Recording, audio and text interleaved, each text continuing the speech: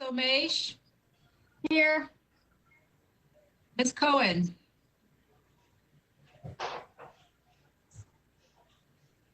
Mr. Frisch. I'm here.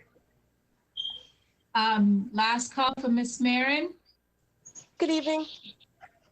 Ms. Sizemore Heiser, Ms. Bernat Kofax, Hello, everyone. I'm here. Ms. Keys Gamara, and Ms. I'm Cohen. here. Thank you. Here. Cohen? Here. All right, in order to comply with section 2.2-3712D of the Code of Virginia, it is necessary for the board to certify that the Fairfax County School Board convened a closed meeting on September 29th, 2020. To the best of each member's knowledge, only public business matters lawfully exempted from open meeting requirements, and only such public business matters as were identified in the motion convening the closed meeting were heard, discussed, or considered by the board during the closed meeting. I see Ms. Omesh is moving the motion, seconded by Ms. Corbett Sanders. All in favor at this point, please raise your hands. We have Ms. Omesh, Ms. Corbett Sanders, Ms. Marin, Ms. McLaughlin, Ms. Cohen, Ms. Tolan, Ms. Darnat Kofax, Ms. Pekarsky, Ms. Keith Gamara, Ms. Sizemore Heiser. Let me lower this screen. Mr. Frisch and myself, that is unanimous. Thank you so much. The motion passes. At this point, I will be turning the meeting over to the meeting managers for this section, Ms. Omesh and Ms. Keith Gamara. Thank you, Dr. Anderson. So today, as folks know, we have 3 different reports, and we are excited to begin with the Minority Student Achievement Oversight Committee's report. This year's charge was for them to assess the implementation of the Equity Resources Plan, including the Equity Plan for Discipline Policy and Practices, and the Equity Profile, and whether the Chief Equity Officer has sufficient resources to carry out these activities, and follow up on the status of the committee's recommendations in the 2019 report. So we look forward to hearing from Dr. Bussey and others, and especially as the liaison, I'm thrilled to start us off with this. So folks, go right ahead.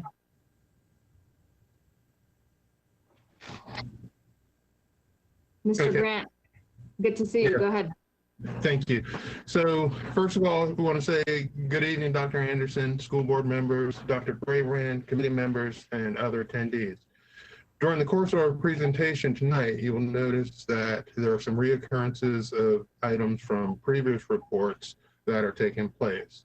And that while some movement has been taken in some instances, in others, the movement has not been sustained or has been marginal at best.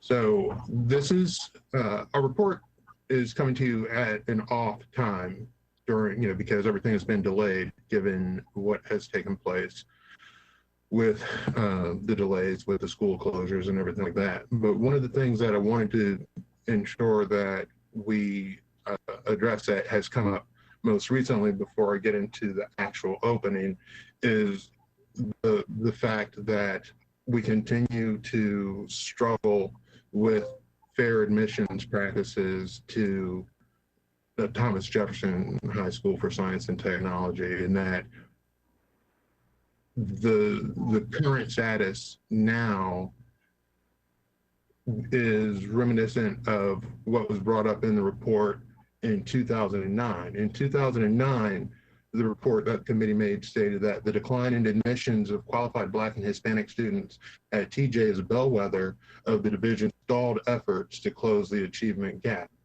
Also in that 2009 report, it says that in 2009, only 14 Black and Hispanic students were admitted to that year's freshman class, which was a 72% drop from 1991 when 50 students were admitted. And if you look at the information that is currently available, and you talk about the advanced academic program and being a pipeline to admissions, you'll see that even in the advanced academic programs itself, there's a underrepresentation of Black and Latino students in that pipeline. I mean, we have some numbers that we found to that effect, which shows that of at least of the applicants to Thomas Jefferson in 2020, there were 1,423 Asian students who applied from Fairfax County, which has the advanced academics participation amount of 12,039, of which 355 were admitted. White students had a total of 595 applicants, of which 86 were admitted. Black students had 161 applicants, of which 0 from Fairfax County Public Schools were admitted, and Latino applicants totaled 208, of which 16 were admitted.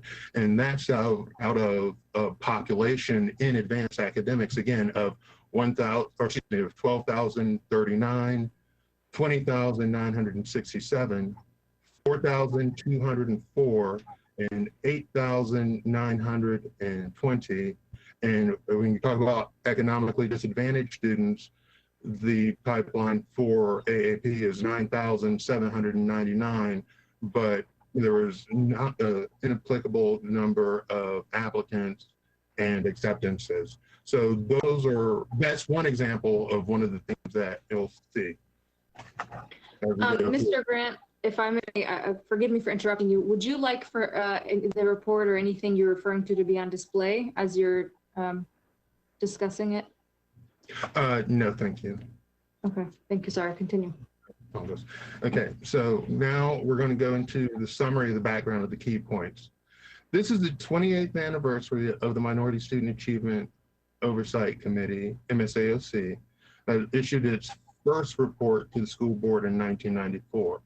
Today, MSAOC presents its 26th report to the school board as required and in response to the 2019-2020 charge, which was to assess the implementation of the Equity Resources Plan, including the Equity Plan for Discipline Policy and Practices and the Equity Profile, and whether the Chief Equity Officer has sufficient resources to carry out these activities, and to follow up on the status of the committee's recommendations in the June 2019 annual report. We are gravely concerned that minority student achievement and equity have been marginalized from the essential purpose of FCPS. The committee had hoped that the Chief Equity Officer's position would have been filled by the reopening of school, but instead it's been delayed because the position was advertised before stakeholders were asked what the duties should be, and that without staff, much of the CEO responsibilities have gone undone. Since we've been collecting SOL data, or SOL test data, the achievement gap is at a standstill, and most recently it's widened. We have consistently ignored the impact of schools with high concentrations of low-income Black and Hispanic students and limited English-speaking student populations have had on widening the achievement gap. The committee has asked for an independent review of the division's attempts to close the achievement gap, but we have received no response as of yet.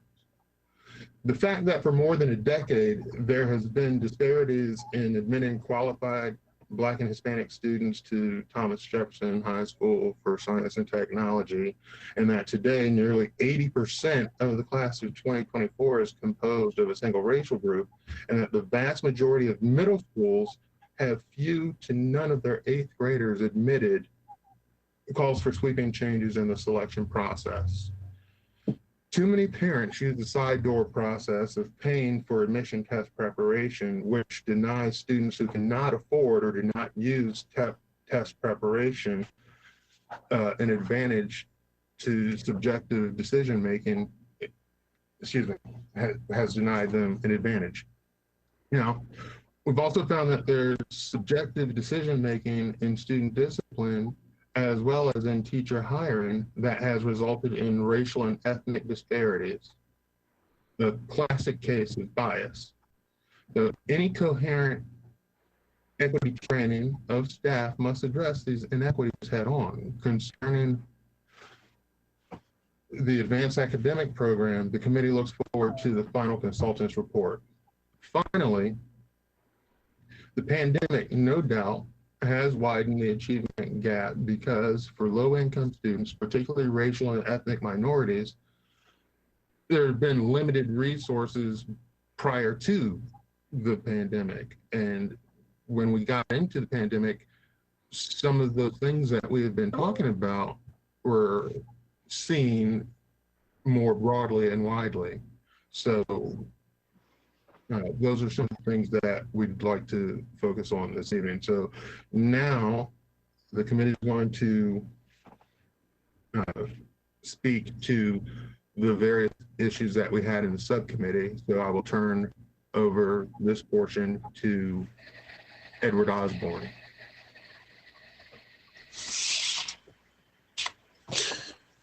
Good evening, members of the board and Dr. Brabrand. I am deeply honored for the opportunity to be part of this presentation of the MSAOC 2019 annual report, a critical culmination of our work every year to promote equity and inclusion in education. My name is Edward Osborne, and I am the MSAOC staff co-chair this year, an FCPS teacher, parent, and longtime resident of Fairfax County. As my colleague, Mr. Grant said, today marks the 26th annual report that we will present to the board in MSAOC's 28 years of existence. An existence that regrettably remains necessary because persisting inequities in education call upon committees such as ours to advocate for members of a perpetually underrepresented minority student population. Over those same years, we've actually seen members of the committee go on to assume leadership roles in our community. Some of those roles include superintendents, assistant superintendents, and even a lieutenant governor. Before we hear from my current colleagues who will present on specific aspects of the annual report, I wanted to confirm that, or take a moment to confirm that each of you should have received a copy of our latest FCPS Parent Advocacy Handbook. This valuable resource that is essentially a one-stop authoritative source for all things FCPS is updated and produced every few years. This year being the first time it is also available electronically via the FCPS website.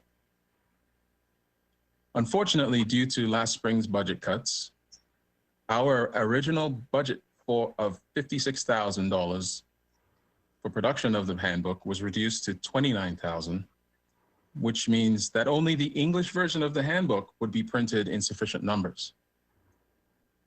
If our allocation were to be replenished, however, an order stands ready for the printing of the handbook in Spanish, Urdu, Chinese, and Korean.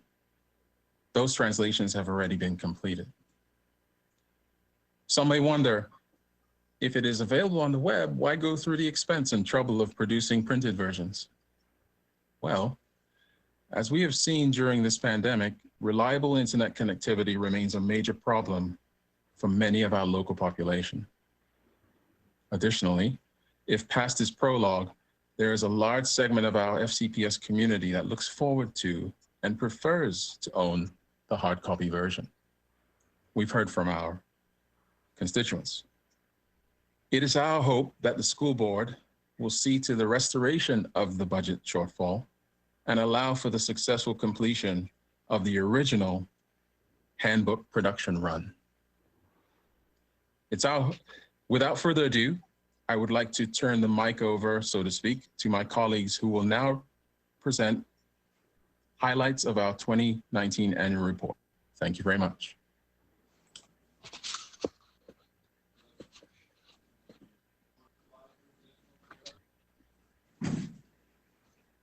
Good evening, members of the school board, Superintendent Brabrand, fellow MSAOC members, and all stakeholders currently watching us present our report.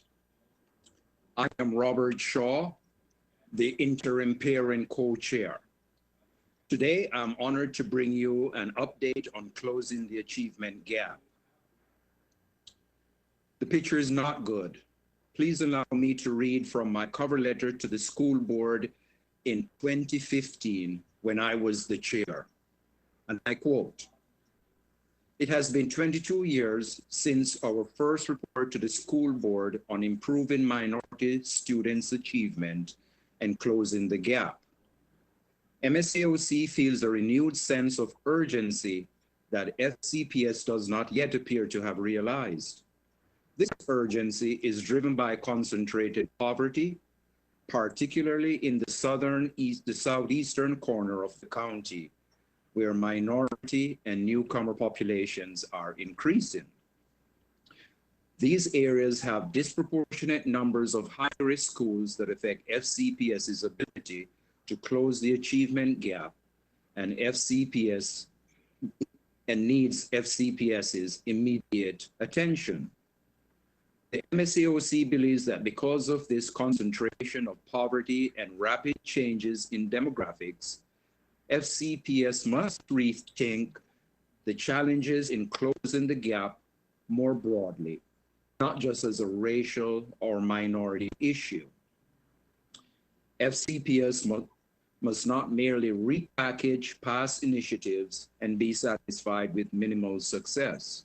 We believe that FCPS needs to implement a viable plan for closing the achievement gap and commit to provide sufficient resources in the budget to do so, to ensure that all students achieve in FCPS. So where are we today?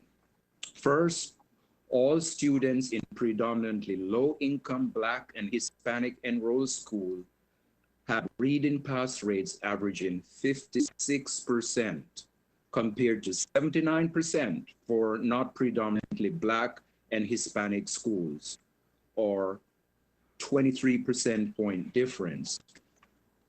Second, we see that a school high concentration of these students had the most significant impact on Hispanic students, regardless of their individual demographics. The differences are also significant for Asian and white special need students. The widening achievement gap is collateral damage to the novel coronavirus. And you may ask how. We see disparities in access to technology and connectivity to the internet. Also, there is a learning loss due to summer slide. Parents and grandparents' inability to effectively assist their students with online remote learning. And finally, lack of direct and personal relationship with teachers. Although one MSAOC member gave accolades to teachers at their Title I school who was doing a phenomenal job with providing extra instruction and office hours with their students. I'd like to outline the MSAOC recommendation. FCPS needs to continually collect and better use data concerning who has been issued laptops, MiFi, and where, how many lunches have been served, and in what schools and neighborhoods, the online attendance and contact hours for each of the target groups, predominantly students of color, students with disabilities, emerging bilingual students, students experiencing poverty and homelessness, and students who belong to other protected classes.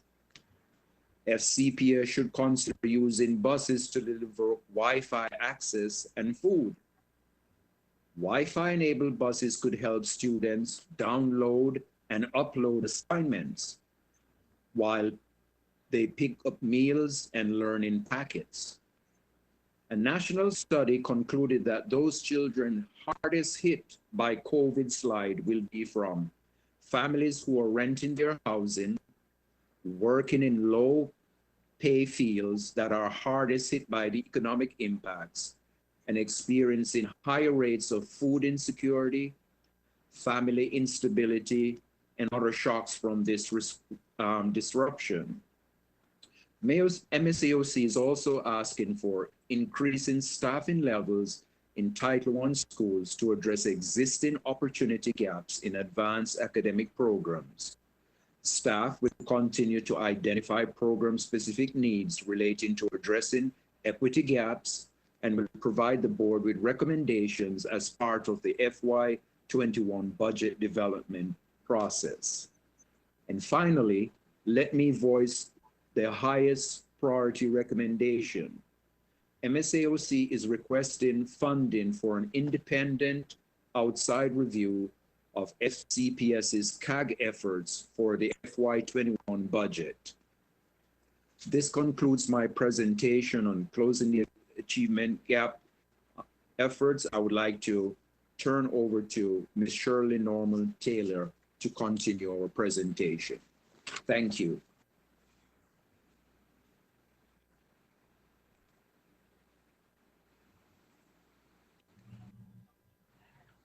Good evening to the school board members, Dr. Brabrand, community listeners, and to my wonderful, wonderful colleagues to whom I've had the pleasure of serving with for the last 9 years on the Minority Student Achievement Oversight Committee.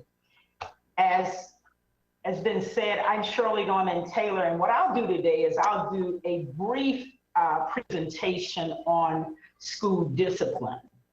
The equity plan calls for an online discipline referral form and data tool that will allow for the systemization of discipline-related data. The division planned to procure this new SIS model for piloting during the 2019-2020 school year, with full implementation in the 2020-2021 school year. We certainly know that the pandemic threw everything and everyone in a flux, but as we recalibrate and move towards Fairfax County Public Schools reopening for a segment now and ultimately the entire student population, what is the progress of the implementation from 2019-2020 online discipline incident referral data model or module? While information may not be fully available from last year, we ask that MSAOC be kept in the loop as it becomes available, and this will allow us to monitor and be in a better position next year to advise the school board on discipline-related matters. At what point will the equity dashboard be updated with the new information from the school year? There should be information available from August 2019 through mid-March of 2020. As it relates to the student rights and responsibilities from 2019-2020, page 32 states, when students are questioned by police, the Fairfax County Public School administrators for the purposes of school discipline, neither the SRO nor any other police officer should be present unless Fairfax County Public School administrators have a safety concern or a need for law enforcement expertise. MSAOC is recommending that that section of the SR&R be rewritten to read that by law, the SRO or any other police officers are not to be involved in school discipline matters unless there is an extreme emergency that threatens the life or safety of students and staff. We're absolutely pleased to see that the 2020-2021 SR&R addresses both physical and virtual education. Also, Appendix A goes into further details about both of those educational environments. This is great because what it does is it eliminates and cuts down on the confusion about what is acceptable and unacceptable student behaviors in this virtual environment. We're not sure how far the SR&R goes in addressing in a digestible way family concerns around privacy issues, but one way to avoid some of the huge pitfalls that have happened around the country is what this division has done, which is to not require or mandate that students turn on their cameras. There are at least two recent incidents, very recent incidents covered by the Washington Post that speaks to discipline in this virtual environment and concerns around privacy and consent as they relate to two African-American young men who were suspended because of a play gun and a BB gun that was actually seen on camera. One of those students was actually threatened with expulsion until they put forth mitigating information. The glossary that's in the back of the SR&R for this year doesn't use the word virtual, but it may be helpful as a quick guide to assist parents as they're trying to locate information in the SR&R as it relates to what the rules are around virtual learning. Lastly, there is good news coming out of Richmond and the fact that the General Assembly and the Governor's Office, there is this new legislation as it relates to disorderly conduct. And it basically says that elementary or secondary school student is not guilty of disorderly conduct in a public place if the disorderly conduct occurred on the property of the elementary or secondary school, on a school bus, or any activity conducted or sponsored by an elementary or secondary school. At this point, we will entertain any questions. I'll turn it over to Dr. Bussey and to Mr. Grant.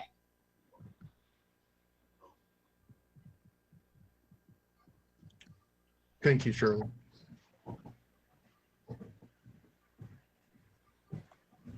I think at this point, it concludes our presentation, so we'll entertain any questions that board members may have. Thank you, Dr. Bussey, and all our members for your presentation. Board members are now welcome to raise their hands to indicate if they would like to be recognized. I see we have Ms. Corbett Sanders.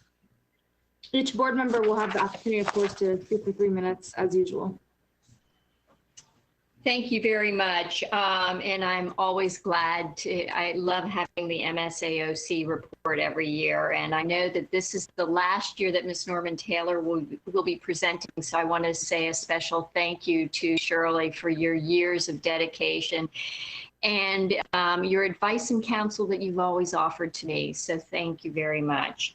A couple of questions and comments regarding the handbook. I am terribly disappointed to hear that funding was cut for the handbook, because this board adopted a resolution 2 years ago, I believe it was, it may have been last year, where we specifically allocated funds for the production of that handbook, and that it should be done on a regular basis in multiple languages. So I apologize that you all face that challenge.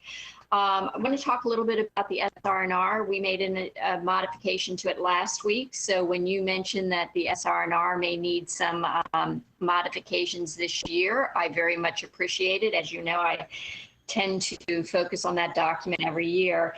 And so I would appreciate if you all could send us the specific language changes that you recommend, so that we can perhaps entertain a change in the SR&R, because I agree with you. We want to make sure that we focus the role of our administrators on discipline, and that the role of police officers in our schools are limited to the safety and security of some sort of incident that may impact our kids. So please send that to us. I appreciate that. Next, I want to talk to you a little bit about your review on our closing the achievement gap and your focus on the needs of our students who may have housing and food insecurity as an impact or an impediment to learning.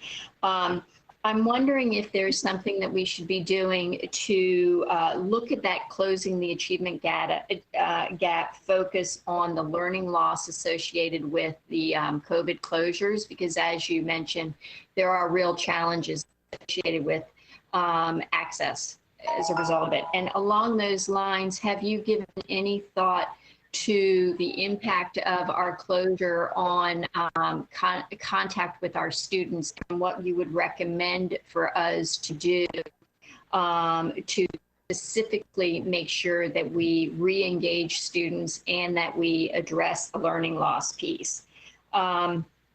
And then I am glad you talked about the disparity, because something came up this week that was shocking to me, that we have some elementary schools that are offering significantly advanced math in parts of the county that are not available in the southeast portion, which is what you suggested. And so I would like to know if you looked at that at all, as far as availability of offerings. Thank you. Thank you, Ms. Corbett-Sanders.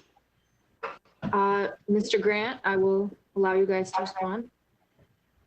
Okay, so first I will ask Mr. Shaw if he can respond to the first part, or actually the second part of the question. Mr. Shaw? Yes, okay, I was taking notes furiously. There were, which part? Is it the disparity, is it the elementary piece, or which part do you want me to respond to, please, Fred? The elementary piece and the food insecurity part.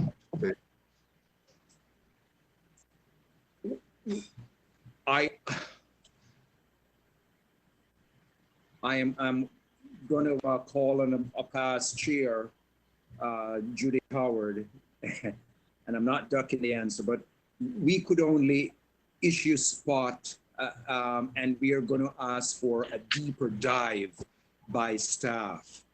We don't have the answer. We'll have to go back, but we would ask that staff be consulted too for a deeper dive.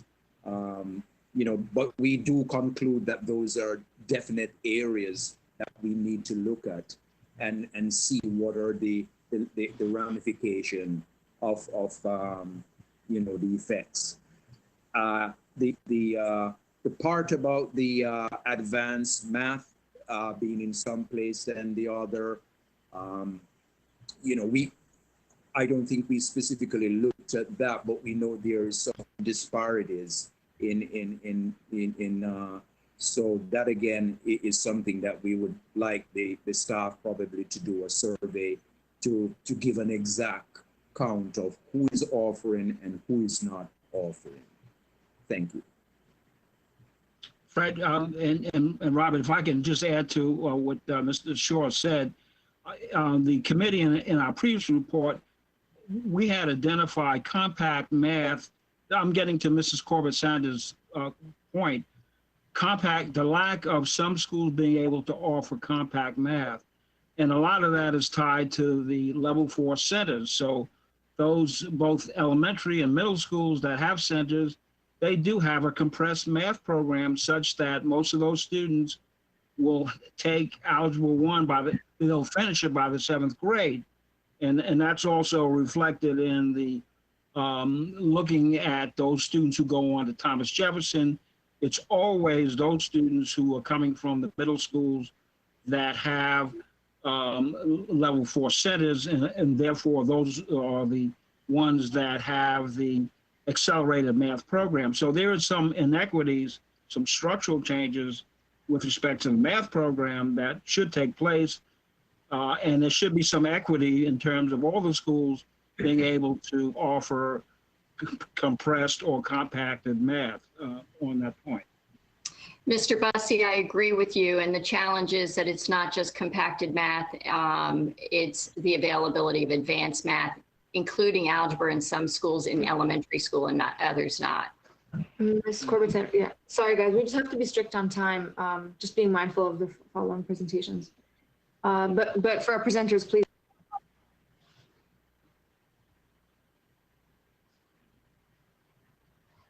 Was that it from you guys? Yes. Mm-hmm.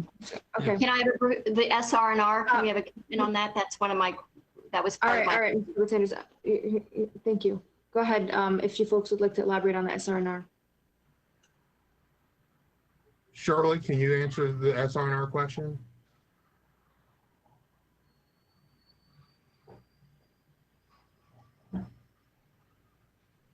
Okay. So, Karen, I'm sorry. okay, go ahead. Certainly we can get you the information that was shared, but what specific question did you have? I'm sorry.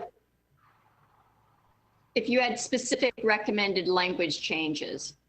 Oh, yeah, absolutely, Yes. absolutely. We'll get you that. We'll get that to you. Thank you. You're welcome. All right, thank you, Ms. Cohen. Hi, thank you all so much for being here. I really appreciate it. And a big thank you to the Springfield rep, Mr. Bob Shaw, who took so much of his free time as I came on board to get me up to speed with MSAOC. And I'm very grateful that Springfield is ably represented by Mr. Shaw. To that end, I will say as a new board member that Mr. Shaw was kind enough to give me about 10 years worth of reports to the board.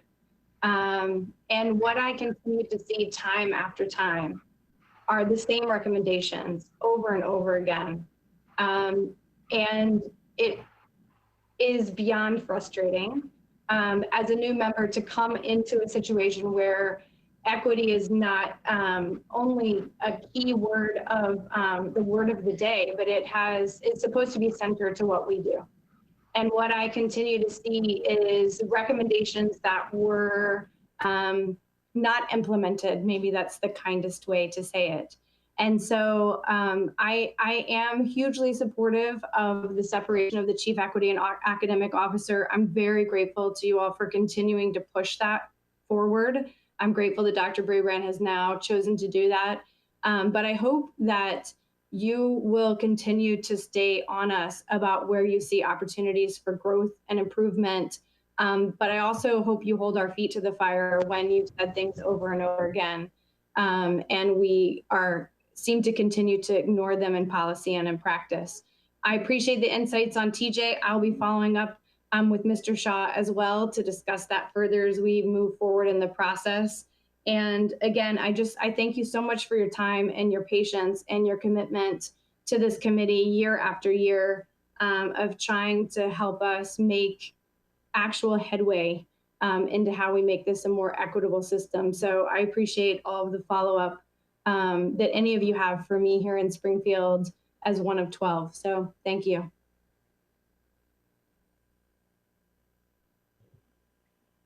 Great. Thank you, Ms. Cohen. Dr. Anderson. Thank you. I also want to echo Ms. Cohen's statement regarding our thanks for all of your work. And I also have to plug in Mr. Osborne, who is our representative. And I also feel that Mason is in very good hands. Similarly to Ms. Cohen, I share the frustrations of having the same recommendations are being made year in, year out without any progress. So I'm really looking to dive into some very specific areas and my question right now regarding that. Having said that, I'd like to go into the annual report at a glance that was provided to us. I believe the student discipline section has some SR&R, I guess maybe proposed language. So I wanted to confirm, is that one that Ms. Corbett Sanders may be able to look at to support the statement made by Ms. Taylor, because I think it speaks exactly to what you presented. And I would be very happy to support follow-up with Ms. Corbett Sanders in this area for this language as we take a look at the SR&R. But I want to also delve into the advanced academics programs, because as we are talking about TJ admissions, we all know that the pipeline needs to be, the issues with the pipeline need to be addressed. I want to speak specifically to the Young Scholars program that is now at 90 schools, and the ask is for it to be expanded to 141 elementary schools. I would love to hear from staff in terms of what it would take to make that happen. I want to flag that as an opportunity for future conversation. Similarly, regarding the expansion of local level 4 from 64 schools to 112 elementary schools, this hits home for me because as a new school board member, this was the first forum topic that I submitted back in January, and we will be coming to it soon. But it definitely is something that is very much in alignment to where I think we need to proceed as a district to increase opportunity for our students. I would also like to hear from staff, whether it's now or later, regarding what would it take for us to engage in having our young scholars be slotted in honors classes as they enter middle schools. What would prevent us from making this happen? As a recommendation of this group, I think it's really something that we need to be looking at. One of the other things that I wanted to flag is regarding a previous conversation that I believe I had in my budget conversation and also with the superintendent, is regarding the family and community engagement. As the Mason representative, we have the families that not only is language an issue, but very often having access or familiarity with technology is also the issue. So I also want to flag this as an opportunity for further staff discussion in terms of how we can not only educate our parents, but really support them to become support for their children as we are engaging in this learning, this virtual learning environment, and also beyond. So those are the issues that I wanted to flag at this first turn. And I wanted to hear from anyone who wants to respond to my inquiries at this point.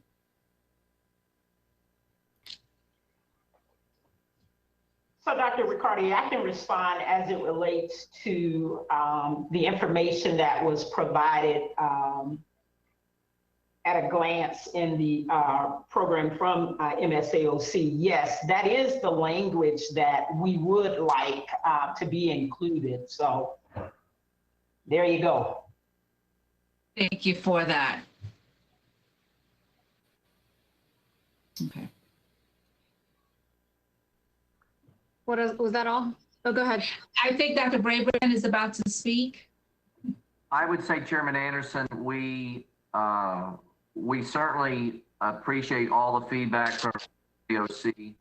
I certainly recognize the frustration of year after year bringing recommendations. I think we've seen some real change in our discipline. Our whole SR&R is completely different than it was 2 or 3 years ago. We have more room to go, but we have reduced discipline disproportionality. And I recently did a presentation on this with the Alfred Street Baptist Church group and I believe shared that data with the board that we have several years now positive progress there. Young scholars and local level 4, I look forward to that discussion next month. I think it's time for a more aggressive timeline to get our schools to local level 4 and to talk about being more intentional with young scholars in terms of access to advanced academics. And as you know, TJ admissions is before this board. The status quo has got to go. It's not acceptable. We have ideas and have brought forward ideas to improve even the current pipeline of diversity, as Mr. Grant shared, isn't reflected from our advanced academics program into TJ's actual admitted applicants. So we've made some progress. I know we have a lot more to do, and we look forward to talking about the AAP consultant recommendations and access to math and our work session with you all that is coming up in just a few weeks next month. Thank you very much, Dr. Brabrand. And to my colleagues, just kind of a heads up, while I did postpone my forum topics regarding local level 4s and AP centers due to the AP study report that we reviewed, or rather that we were presented with this summer, I will be presenting this very, very shortly to you all. So thank you. Thank you. As a heads up for Ms. Mulberg, I do want to point out, if we can notify our guests for the next presentation, it's obvious given the number of board members who would like to comment that they will not be beginning on time. Ms. Tolan. All right, I'll be quick since I have the advantage of following my colleague, Dr. Anderson. I also wanted to bring the advanced academic programs at more of our elementary schools and the Young Scholars Program, the need for that. Very acutely aware of the need to improve our pipeline so that we have students prepared for whether it's Thomas Jefferson or other advanced courses and programs at our many Amarillo-based schools. But I wanted to take the opportunity to ask our presenters this evening if they could give us any sort of even anecdotes or ideas around the Young Scholars Program. Which of the schools have you seen that have really successful programs? What are they doing right? What are some of the things that we should be looking at in order to improve those programs? And I heard you mention Judy Howard a little while ago. We'd be remiss in not recognizing her many years of service on this committee representing Dranesville. And I'm proud to have a new person that will be working with you, Rashawn Atkins-Roan. So I look forward to you working with her as we move forward. But anyway, I would love to hear just any insights you might have into that Young Scholars Program. Dr. Bussey, can you address that? I can say something, Okay. Mr. Grant. Okay, go ahead. This is Edward Osborne again.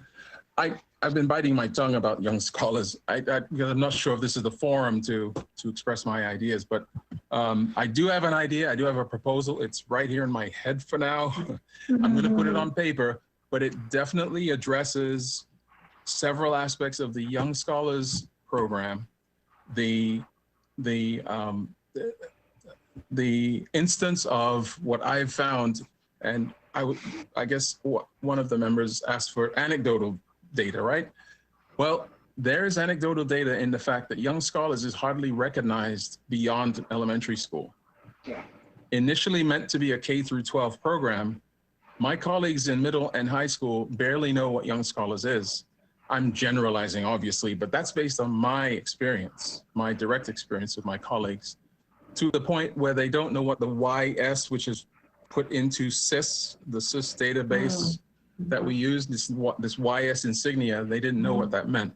So I have an idea that actually brings, I don't know what to call it, it's gravity to Young Scholars when they exit elementary school. So it starts in middle school and it takes them all the way through high school. I can put it on paper. I can provide it to anyone who's interested in looking. And it involves several departments, including the Family Engagement and Professional Learning Department. I've already discussed this with folks in the AAP community and instructional services. So it's just a matter of me putting pen to paper, I guess, or fingers to keyboard, as it were. But I'm willing to do that work if you guys are interested in it. Thank you. I mean, I'd appreciate hearing more about it, and I'd also appreciate any comments you might have too at how do we be more successful even at the elementary level. Thank you. Thank you very much for your work. All right, Ms. McLaughlin.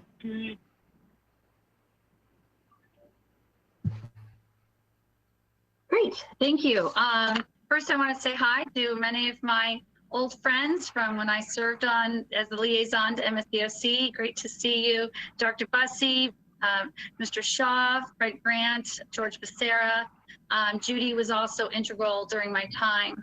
I do want to provide some historical context to things that our newer colleagues have said. I share your disappointment with the MSBOC, as they know during my time as well, that annual reports are done and the operational steps that are taken from it don't reflect that.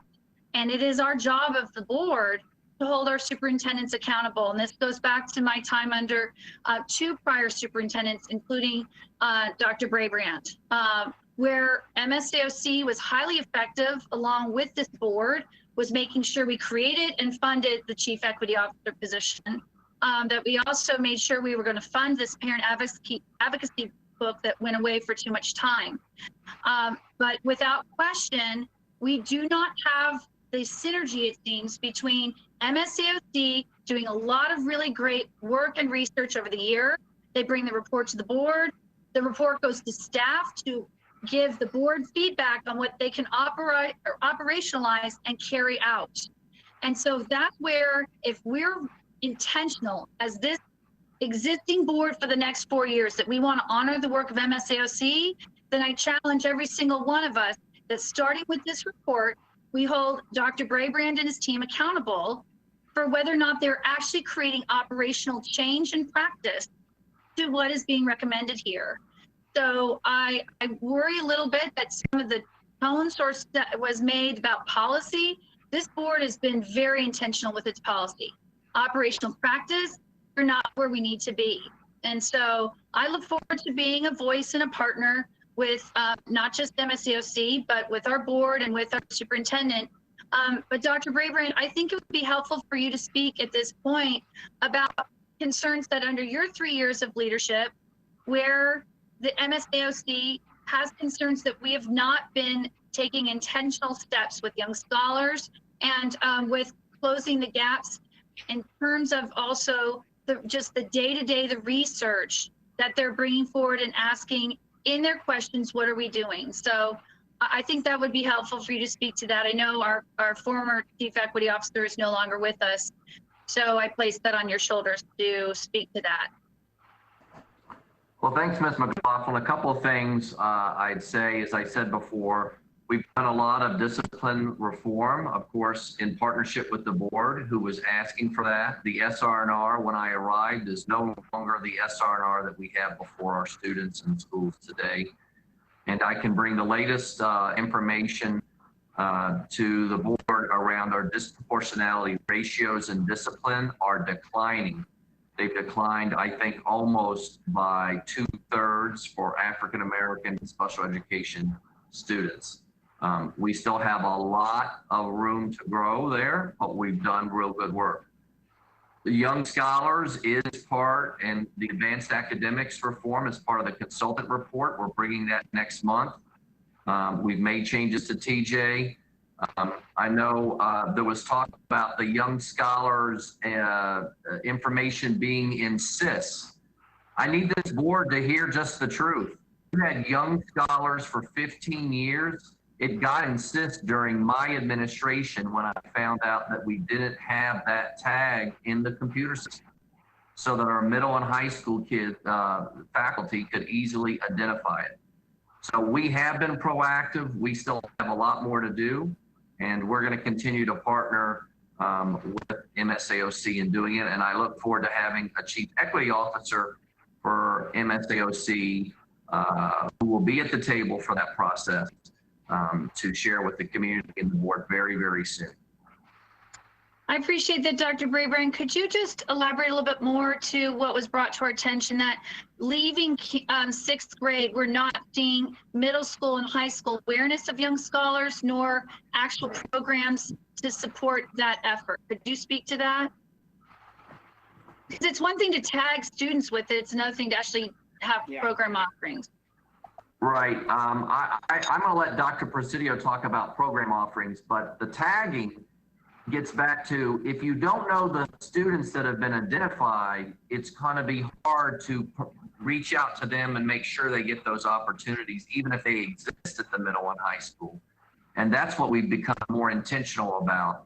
We still have work to do, but our own, I'm just saying, our own database, while we've had Young Scholar all these years, we weren't having that designation track up in the middle and high school. And frankly, that's one of the real challenges that we needed to address, and we have addressed it. And now we need to use it to be deliberately inviting those kids to the table for honors, for advanced academics, and for after-school opportunities and in-school opportunities. And Dr. Presidio, do you want to talk at all about any of the after-school or during-school supports at middle and high?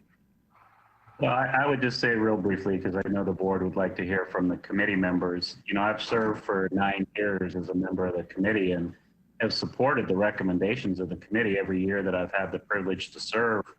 And the bottom line with Young Scholars is we've not funded the program. We haven't funded the program at the elementary level, and we don't have a program budget for it at the secondary level. So it's really difficult to build in the kinds of enrichment, support programs and opportunities we want to have for students without any dedicated budget there. So without the ability to provide funding to schools to put in some of these practices, what we're left with is the schools that take the initiative to do that work out of their own school-based budgets. And if we want to have equitable programming, we're going to have to put in some line item budgets to support the program. And that's been one of the committee's recommendations for a number of years as well. Well, thank you, Dr. Presidio, given we take our budget from the superintendent's proposed budget, I'll look forward to seeing that showing up this year.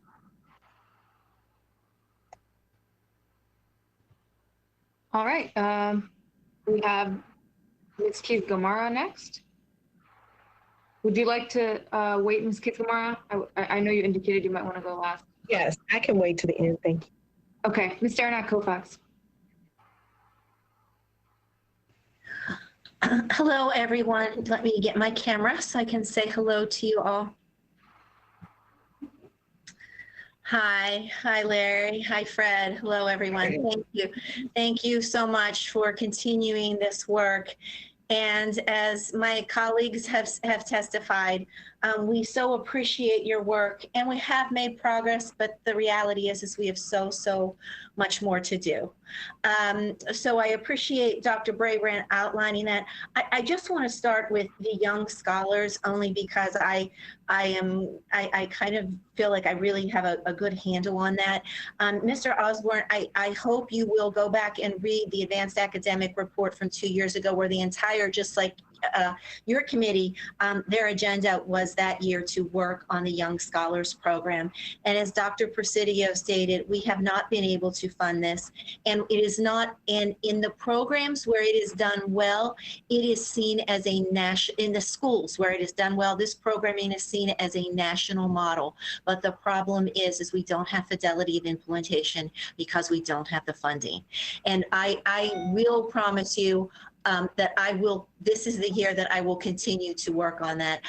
Last year I was able with colleagues to get advanced academic resource teachers in all of our Title I schools, because what we have to do is we have to identify potential as early as possible. And that will help in the end.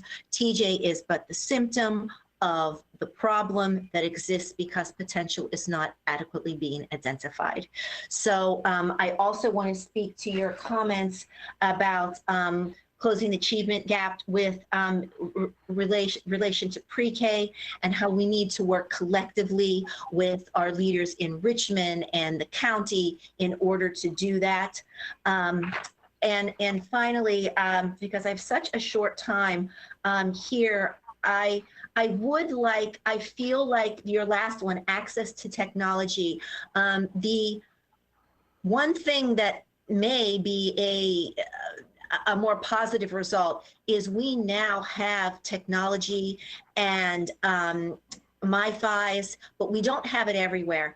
But Dr. Brabrand, if you can speak to the committee, because I know I've been speaking to individual principals and saying, do you feel like your kids, at least in my district, and I do represent schools that have a significant minority population, as well as a lot of schools with high poverty rates.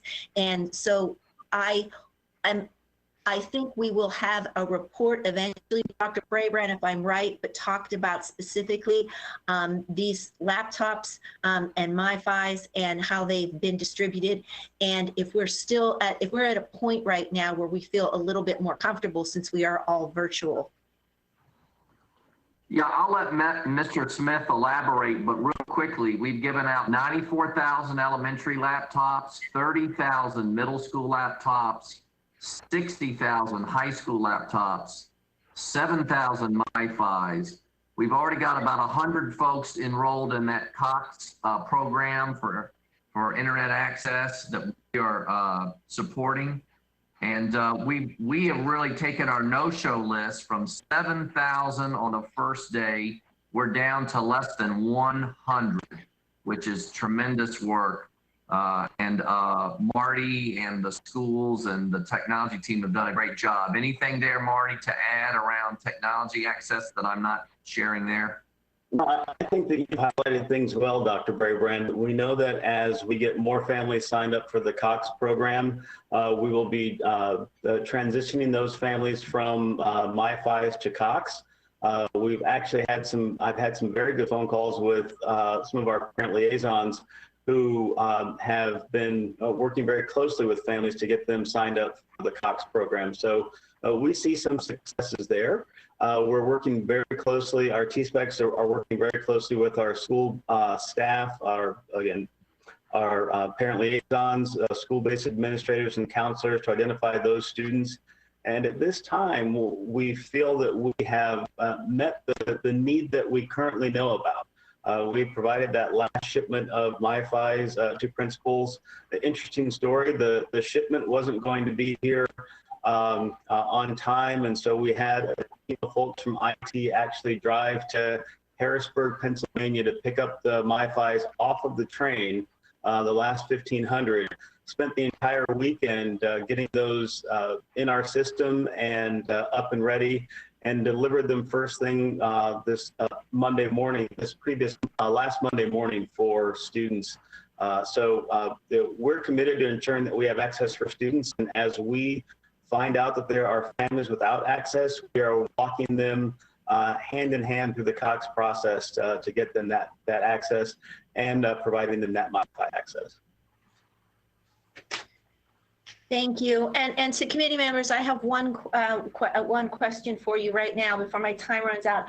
When you talk about family and community engagement, I know that in my schools there has been a struggle for that from time to time.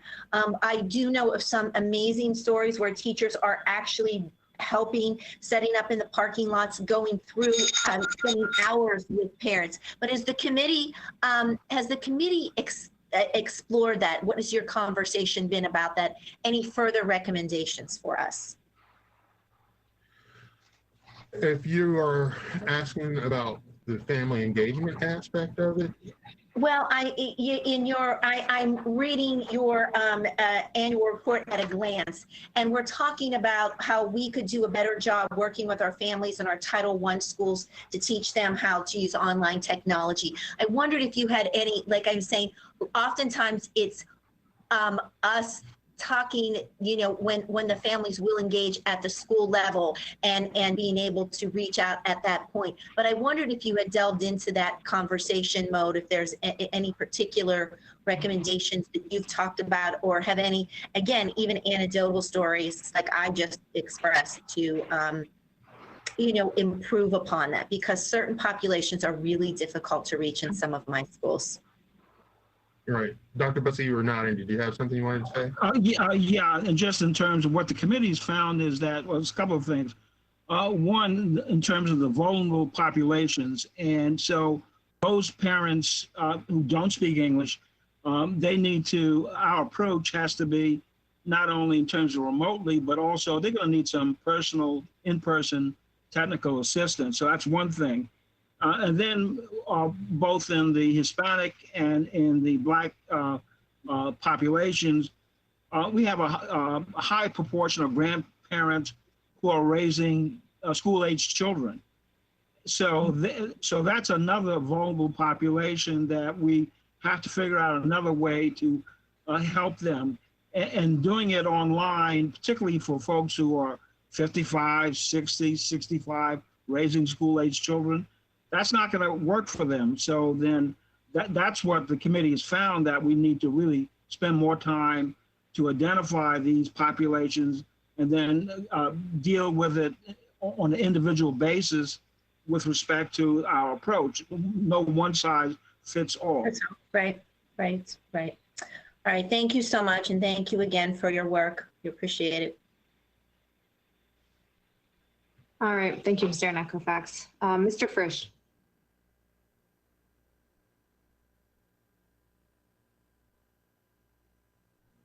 Sorry about that.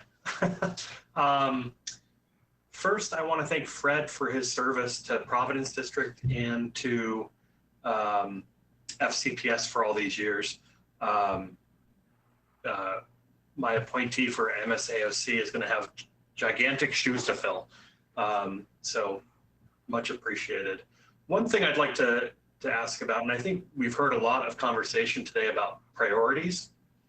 You know, I'm pleased that significant portions of MSAOC's recommendations align with the conversations I've had about budget priorities. You know, specifically around young scholars, around expanding access to advanced academics, around hiring. You know, I kind of look at hiring like it's a double win, right? It's the right thing to do, but it has all these tertiary benefits as well. Can you speak to, you know, you've been at this a lot longer than I have. Can you speak to progress that you've seen in those areas, and what you know, more, you know, I read the report, more of what you'd like to see happening? So I think the numbers, sorry. Okay, go ahead. You know, I look at the numbers of that were presented recently, and the number of new, I believe the number of new teachers of color this year is down 1.3% or something like that. You know, which is concerning. So I think what we have been looking at in terms of the committee over the past number of years is how that process and the interviewing process and everything like that is it's so decentralized that you have no real understanding of who's meeting what criteria to even be in. And I think that a lot of times it's what we found was how the application of certain tests, say for example, in the same way Dr. Brabrand spoke about the application of a standardized test that was eliminating students from the pool for admissions to PJ, we found that the same type of thing is taking place in terms of eliminating qualified candidates for teaching positions within the school system is taking place. I mean, and I think that at one point, Dr. Brabrand was talking about making the process a little more centralized in terms of the applicant pool. And I think that we had discussed, and correct me if I'm incorrect or if I'm wrong, Dr. Bussey, I think we had discussed a process by which the applicants were in a pool that was vetted centrally, and then the principals would access that pool to identify who they were going to invite to come out for an interview. But they would be pulling from a centralized pool that had been vetted by that had been vetted. So you knew that they were qualified and that they met all the criteria. Is that, do you have anything to add, Dr. Bussey? No, I think the point that you're making, the committee is making, is that we tend to turn away qualified, particularly African-American teachers, applicants. We tend to turn away qualified applicants because of that process, and who, if we had a better and a centralized process, most likely those teachers would be picked up. The committee doesn't feel we have a pipeline problem. We have a hiring problem. So that's number one. And so we got to look at those folks who, not only in the pool, but who are qualified. We're talking about qualified folks in the pool, and we tend to turn away too many qualified African-American, particularly African-American teachers. So that's, I think, the committee, from our study, and we have 10 years of data on that point, and it pretty much corroborates that particular aspect.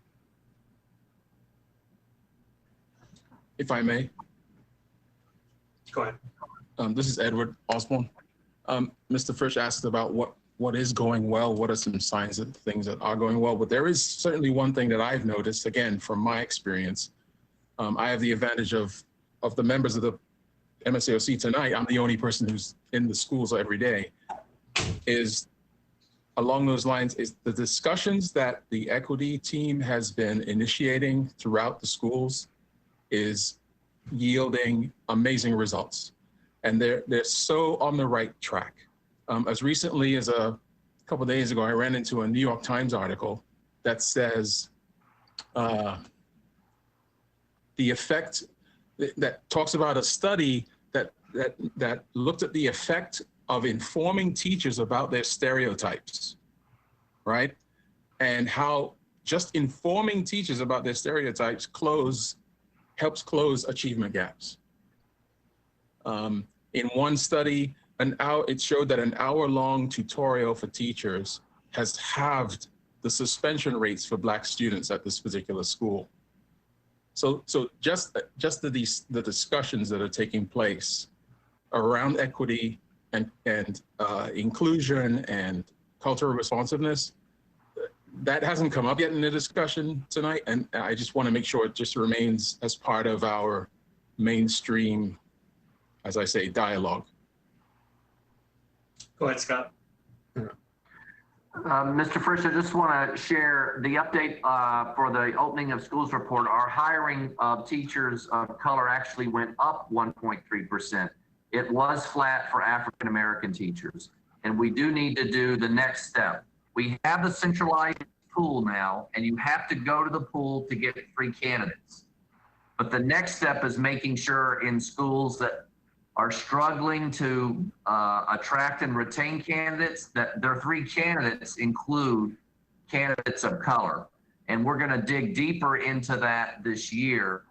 Not that you're just bringing 3 candidates from the pool, but if you're having a problem in how you attract and retain a diverse workforce, you need to really be having candidates of color among the 3 candidates that you're presenting to the faculty.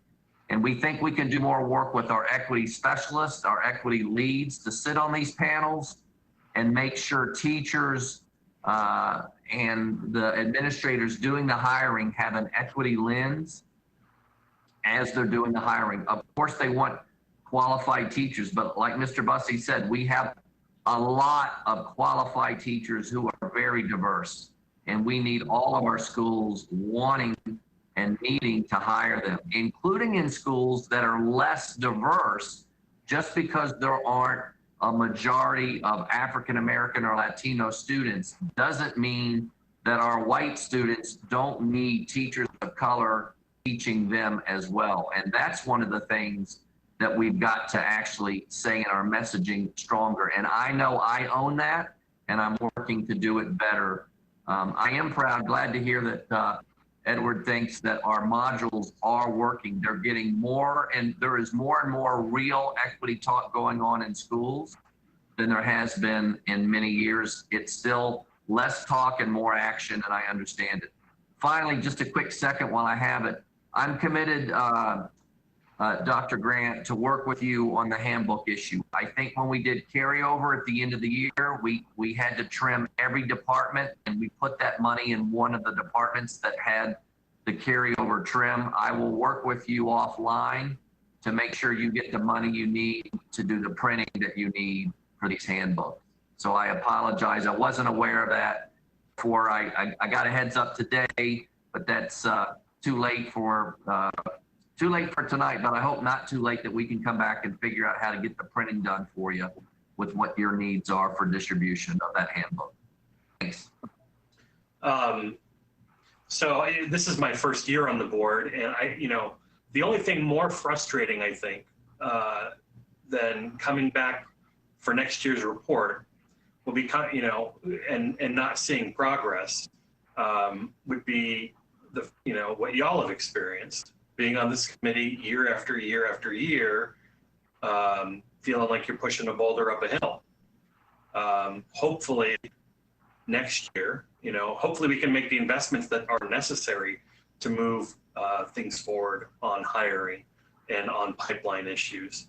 I would love to work together in making that happen. And I agree with Ms. Derenak Kofax. We've got to make it the priority. So hopefully we can do that this year, and we can have a different kind of a conversation next year, or at least partially different. It's not something that can be solved overnight, obviously. Thanks. Great. Ms. Pekarsky. Thank you. Sorry, I've been getting kicked out. We've had a pretty robust discussion, I think, so far, and I wanted to just thank all of you for your time, for your commitment, for doing this work. I think this year, especially, the work and the recommendations of MSAOC will be really more important than ever to prioritize in a very intentional way. As we heard Dr. Presidio say, funding our programs in order to move that needle forward is imperative. So I do look forward to prioritizing this work in our budget in the coming year, especially knowing with COVID and the possibility that some of these gaps will indeed be growing. One thing that I did want to say, Mr. Osborne, I'm very interested in the Young Scholars Program, and I, as one board member, would love to hear any recommendations you have. I think that is a program of great impact, as Ms. Sternak-Kofax said, in the schools where it's done very well. And I would like to see that expand and, really stick with kids through 12th grade as intended to see the results that we really want to see. So I would welcome any recommendations you have for that as I learn about that program in general. Thank you.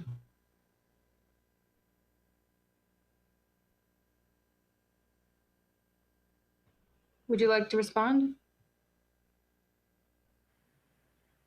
Oh, I am wholly affected by the response my idea is getting, and it will come to fruition.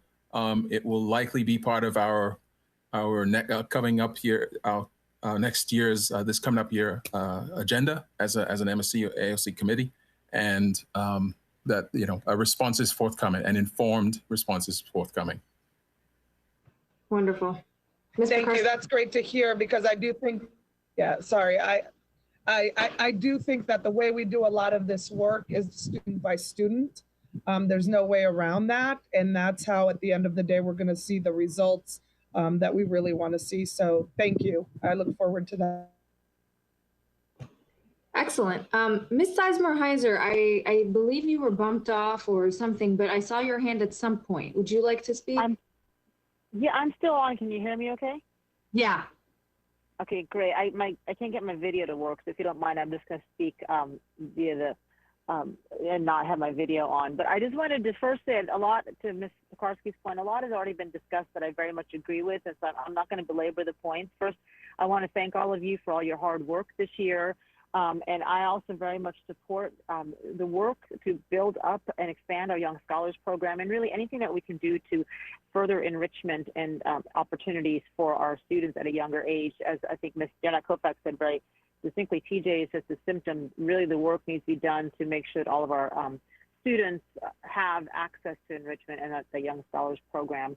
So I very much support that. I also appreciate Dr. Anderson bringing up the family support piece of things, because I do think that's an important piece of helping our students who have aptitude, not just access enrichment in the school, but have the supports that they need at home to continue on that path. So I think that's a very important piece that I'd like to see expanded, and perhaps even as part of the role of the parent liaisons or similar staff, and I look forward to when we have a chief equity officer talking about those pieces. The one piece I wanted to bring up that I feel like hasn't been discussed as much, and I know this report was done, I believe, in June, so it may not have been updated for return to school the way it is now, but there was some discussion in the front part of the report about the concerns about the summer slide, and we talked about it a little bit in the beginning of your presentation. And there's a stat that said that the achievement gap between low-income students and high-income students could increase by as much as 18% for students of low-income schools due to COVID and the school closures. And I just would love to see, since the fall, may not have started as what we may have hoped when the report was written in June, or had thought that how, thoughts on how we intentionally help our students outside of technology in my fives, close that gap or at least prevent that gap from getting worse. So one of my concerns is the students who don't have the support at home to really access distance learning. So I don't know if you all talked about that a little further since the summer till now. I just would like to hear more thoughts on really the gap outside of technology access. I mean, I think one of the things that we've been discussing in terms of the gap is that how are we even going to be in the place to measure what is going to take place right now? What are we going to use to do the measuring and to figure out where we actually are and what and how the slide is?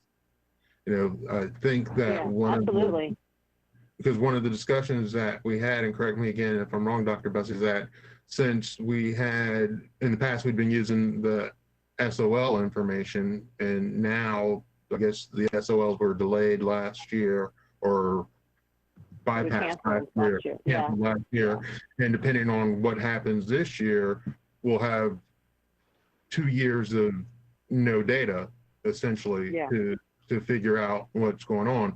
So then what would you use in lieu of the SOL data to try to get an understanding and a response to build upon? Yeah, that's my concern as well, is how do we know what the gap is? So I appreciate you recognizing that challenge. Right. Now, one of the other challenges that we constantly run into, and this is one of the things that we tried to reiterate last year as well, is that we are a group of individuals who meet once a month and don't necessarily have all of the access to the information and the data that could be used to provide that information. So even when we make the request for information, sometimes it takes us a long time to get some of the information that we would like to have. So realistically, I believe that would be something that would be best to come from actual school staff who have access to it on a daily basis and can crunch different bits of information together to provide you all. Well, I'm glad you brought that. I'm sorry? I didn't mean to interrupt you. I was just going to further on your point, so please finish. No, that's fine. Yeah. I'm glad you brought that point up, because that's actually what I wanted to mention to Dr. Braybrand, something to think about in terms of working with MSAOC in the following year as we're really looking at the effects of distance learning, is working with the committee to make sure that we have data to help measure what the gaps have been. I've mentioned for a while my concern about long-term effects about COVID and remediation and on these gaps. So I would encourage you, Dr. Braybrand, and especially when we have a chief equity officer, to help supply the data we need to really help assess these gaps and figure out a long-term plan forward.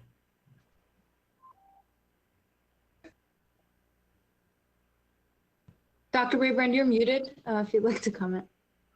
Thanks, Ms. Sizemore-Heiser. And I know that Dr. Presidio and Mr. Greenfelder, both who are on this call, have presented just to our region assistant superintendents and EPs. They're just initial thinking about our approach this year for assessments. I don't know, Mark or Sloan, would you like to speak and make a few comments on this? We totally agree that we're going to need to track kids and use a data-based approach. Mark, would you like to start with some comments, and then Sloan? Sure, I'll go ahead and go first, and then Sloan can fill in. First of all, everybody is spot on in their comments tonight, and especially around the assessment piece. It really is difficult without having the SOLs, because we are going to have a fairly significant gap just in data in terms of consistent data that we can use. It's pretty easy to use SOL data from year to year and looking at long-term trends, because then we can really identify those gaps. And I think especially in the direction that Virginia has gone, where we now have a specific gap measure for the first time, so you can't hide from it anymore, that's what we need. So we have that data and we can attack the problem. We had it for 1 year, and then we ran into COVID, and we didn't have that assessment at the end of last year, which is pretty critical. But Sloan and his team, along with folks from OSS, have helped to start creating some mini assessments that will be used along with other assessments at the beginning of the year. You know, part of that challenge is over assessing kids right as they get back, and we certainly don't want to do that. But we do want to assess in a meaningful way so that we can get that data and then start using our multi-tiered system of supports process to help get kids the help they need. And everybody is 100% correct as well. We are very concerned about that gap widening, but we do believe we have a fairly good plan with the data that we have available and the tests that we can give coming up to start assessing kids into where, you know, where those gaps are. And again, trying to use Mondays and other opportunities to bring specific groups in to help provide that support in a virtual environment and get those gaps closed. You know, I'm personally disappointed with COVID from the point that I believe we made pretty good strides last year, and I believe that would have come through and it would have shown that we were closing gaps. I've been here 29 years in Fairfax County, and the last few years we have had a greater focus on this than I've ever seen in the history of the county. And I think we were using some really good processes to help start to close those gaps. You know, we did a pretty good job of that in the Project Momentum schools. We had schools that were not accredited, that their SOL scores were so low, and we helped completely turn those schools around, and most of those were our high poverty schools. So we did move the needle in those schools, and we were starting to work hand in hand with instructional services to put in some protocols to broaden that support to a wider group of schools. And then unfortunately that's hard to prove now because we don't have that data. So I think we do need to work very, very quickly and very diligently on assessing those gaps with the means at our disposal, which are assessments that we've created and some other ones that Dr. Presidio can highlight, and start to be ready that is do what we can virtually, but as soon as kids are back in the building, we have to really hit our gap kids as hard as we can with good, solid instruction and get them caught up as quick as we can. So that's what I would offer right now. I'm sure Sloan can add some things to that could help make some probably better sense of what I said. Thanks, Mark. I think that's good. I would just add just a little bit of information. I know part of the questions and discussion were around how are we going to measure learning loss for students as a result of the closure. You know, kids have been out of school obviously all spring and then summer. And I do want the board members and obviously the committee and the community to know we have, I think, a really strong plan for that. Multiple departments in the division, instructional services, Mark's department, and really the Office of Research and Strategic Improvement is leading a study where we will be able to measure the learning loss, not just for individual students, but also for subgroups of students. And we'll have a good baseline of where kids came in, so we'll know what that learning loss looks like. And then we'll know over the course of the year to what degree have we been able to mitigate learning loss for students and student subgroups.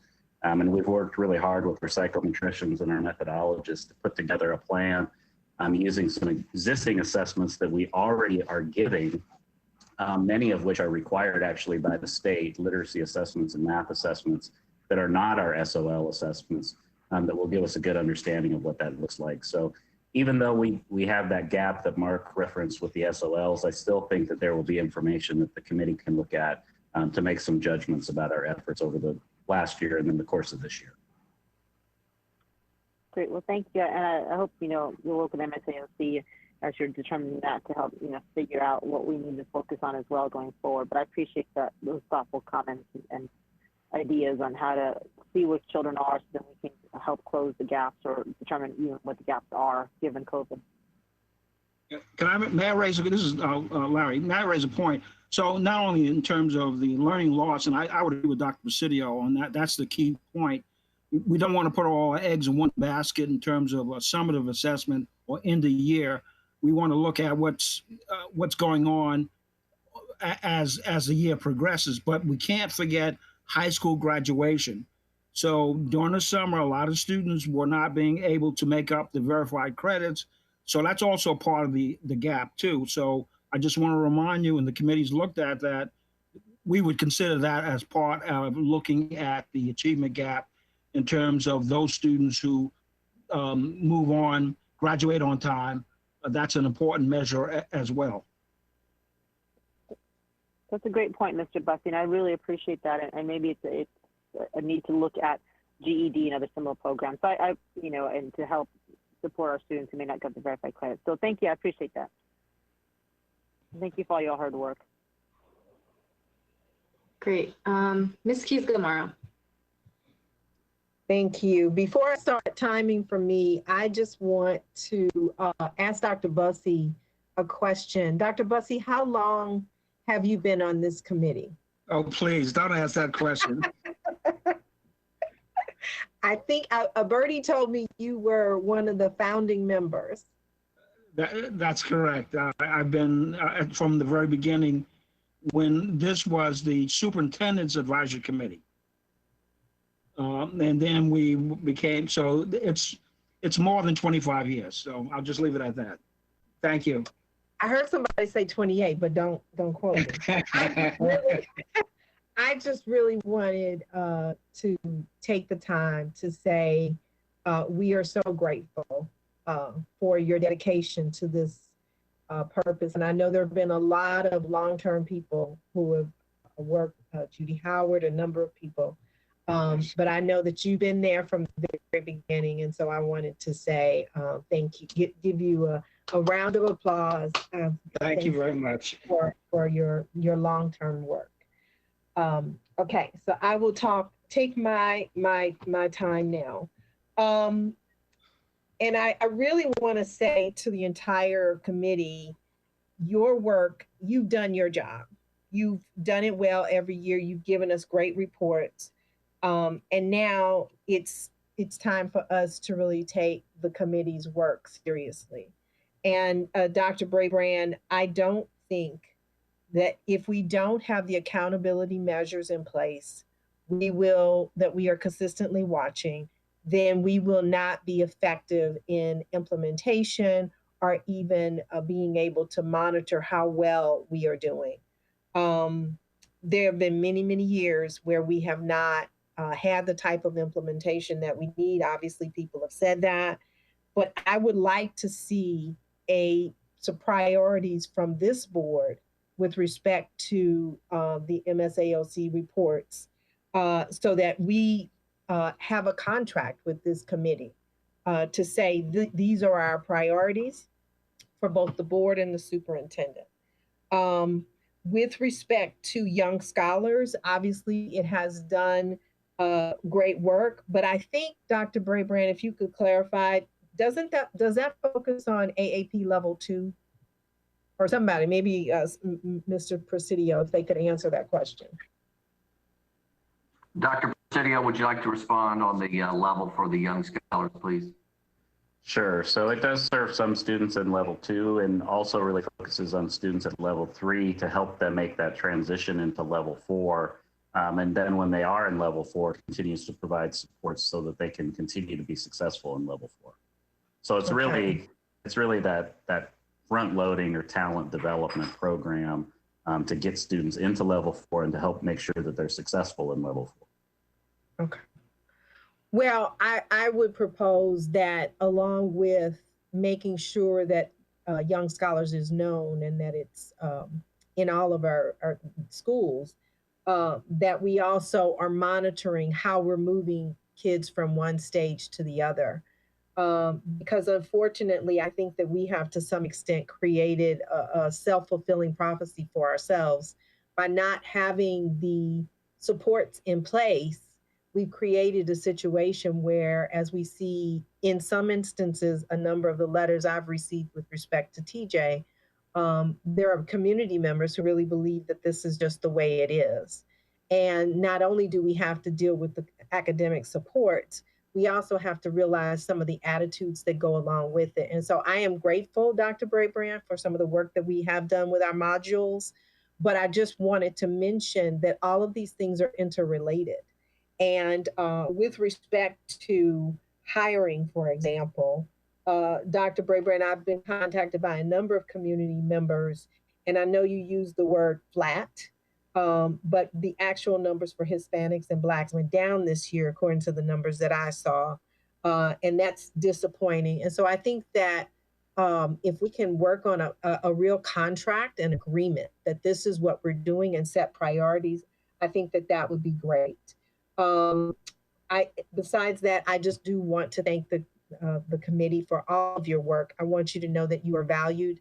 And as a part of what we're doing, I would love to also see how this committee can help to advise some of our most critical efforts, like the hiring.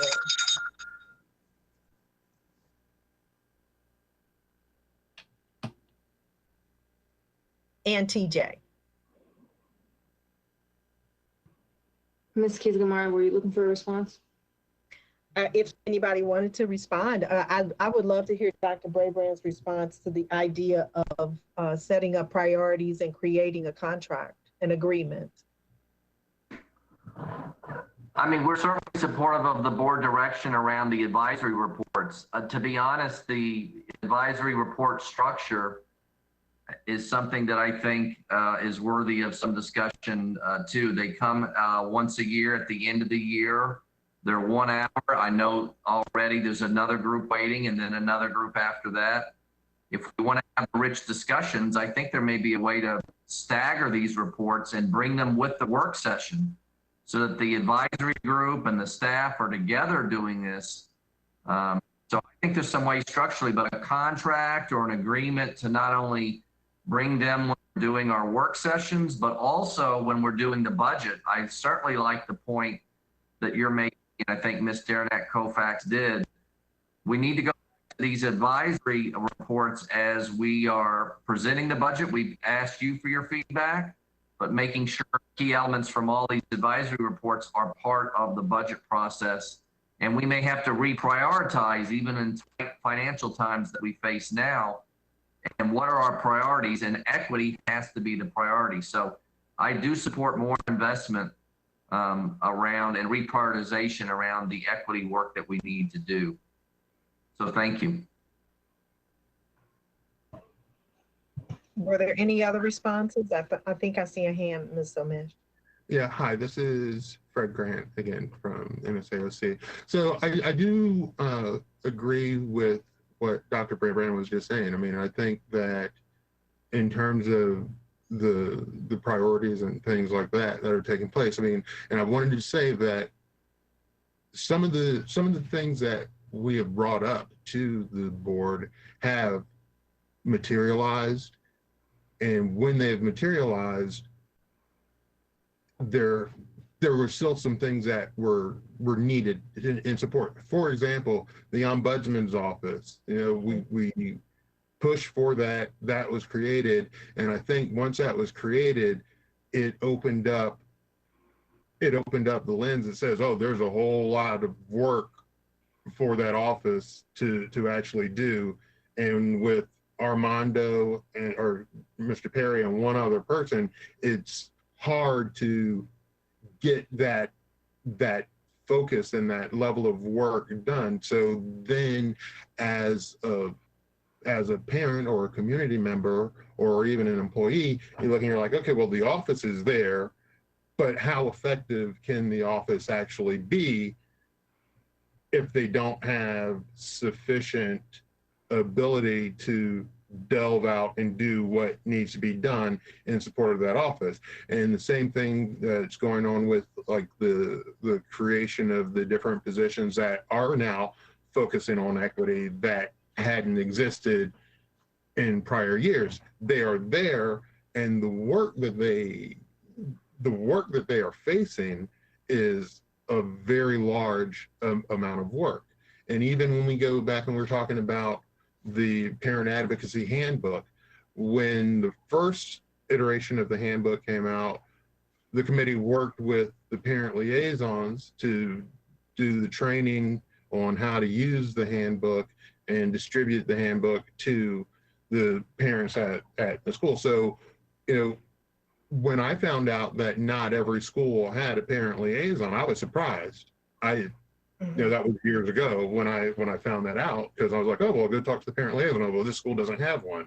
I was surprised. So and they are doing a lot of good work since March that you've seen since March, but that they were doing well in advance of March, that was just going under the radar and not being seen by a lot of people.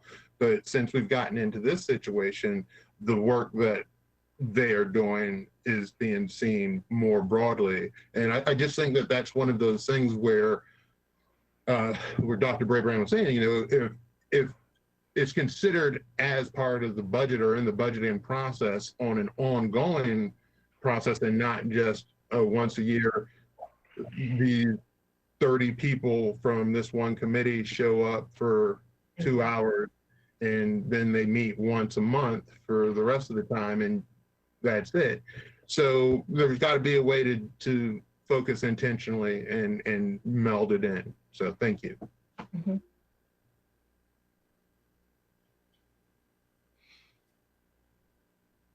All right. Yeah, thank you. Okay, so first of all, I'll take my moment to comment. You know, as Ms. Kizgamara mentioned, Dr. Bussey, you know, it's incredible not only how long you've been on the committee, but that you've come back and persisted despite similar reports and probably frustrations over the years. So I'm very grateful to you, and it's been a pleasure working with you and others. Mr. Grant, of course, thank you for your service in being the chair over the past year. And then Mr. Shaw and Mr. Osborne, as you begin the year, you know, very, very grateful for you and looking forward to working together. And Mr. Norman Taylor, of course, for your contributions as well. I want to I want to paint a picture. You know, Dr. Bussey and others have been really chugging along here over the years, coming forward, doing the research, the amount of work that the committee puts in and the amount of heart and community input that comes into this is really tremendous. And it's a missed opportunity if we don't recognize the significance of that and take advantage of it for our kids and for our system. And of course, I mean, it takes that intentional kind of work because we can't know where we're headed, you know, unless we look to where we were coming from. And the fact of the matter is that the history of Burke County is that there were intentional, deliberate efforts to cause some of these disparities that we're now seeing, right? So to reverse them or to work against them, we have to do the same level of intentionality. And I mean, you know, Ms. Cohen mentioned the fact that over the past 10 years, we've seen similar reports. I'd like to also mention, this is the first time this board is looking at it. So I would hope that we can make a commitment as a board, as a collective, and everyone's conveyed their sense of this, that we know the COVID gaps are coming. As Dr. Presidio said, we're prepared to tackle them. But for these systemic long-term gaps, let's do something that will have make a tangible dent. We've got 4 years together, you know, almost three and some now, but that's enough time for us to really make some progress. So that also means restructuring, right? And doing this differently than we have been. And that's precisely why I want to present a couple of motions. First, I do want to just comment on the Young Scholars piece because it was mentioned so frequently today. I'd want to be careful in looking at maybe a deeper dive into the data. I want to be mindful that, you know, it seems like a catch-all solution or something that I've heard mixed reviews from folks on the ground. So just want to make sure we look at the results before we commit a lot of funding and attention to it. But that's really a tangential point to the broader matter of considering this a priority. And of course, the board sets the priorities for the superintendent, right? So we work in collaboration with him, and I have no doubt Dr. Brabrand has expressed his commitment, and I look forward to seeing the follow-up on the handbooks, which we are going to secure the funding for, and I'm happy to report that. But now would like to defer to Ms. Kizgamara to preside over the meeting as I now present motions for her to take the second and the vote on. So I will not be moving forward with a motion on the handbooks because we are moving forward on that. But the motion I'd like to make,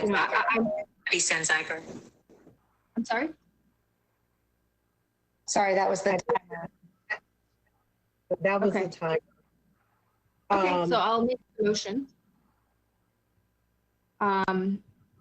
So I move to direct the superintendent to assign the chief equity officer and chief academic. Just a minute, you'd like to make a motion? I'm sorry, I'll let you read it first and then I'll ask for a second. I'm sorry to interrupt you, forgive me. No worries, no worries.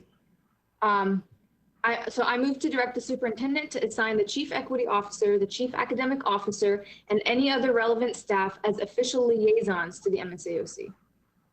Second. We have a second. Ms. Omesh, would you like to speak to your motion? Yeah, I think today we've all conveyed our sense of priority for this matter, and I know Dr. Braybrand is committed to this and in moving us towards equity, not just being a word.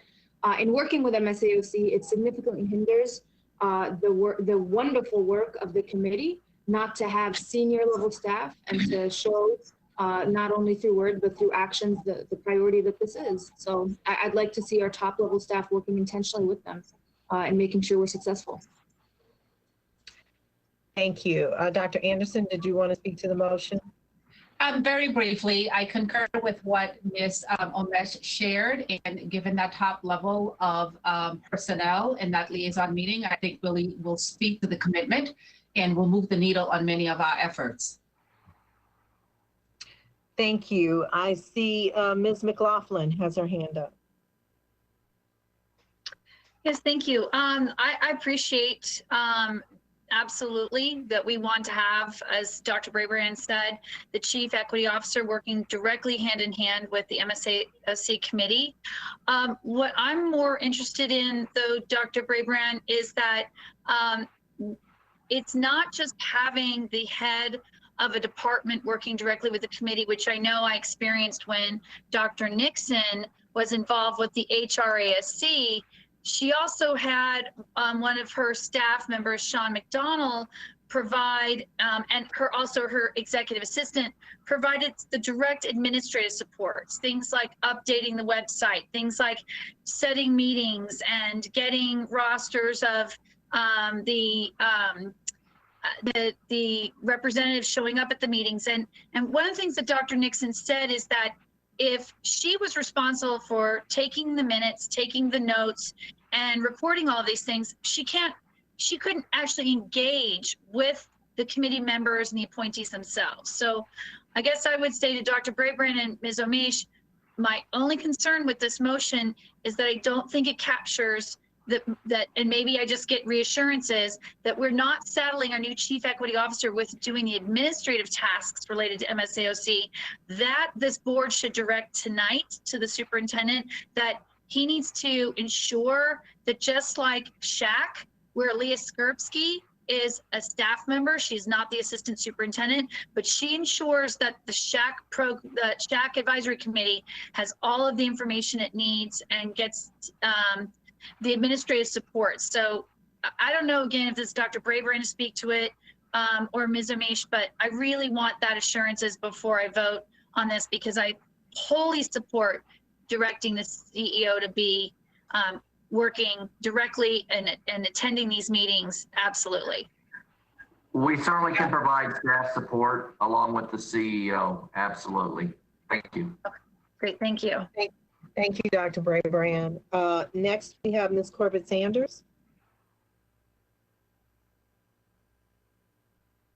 Thank you, and I'm glad to follow Ms. McLaughlin on this. My question is, I thought that the CEO had been the liaison, that Dr. Duran was supposed to have been the liaison to this committee, and he did not, because of other activities, he did not attend that meeting. Is that correct?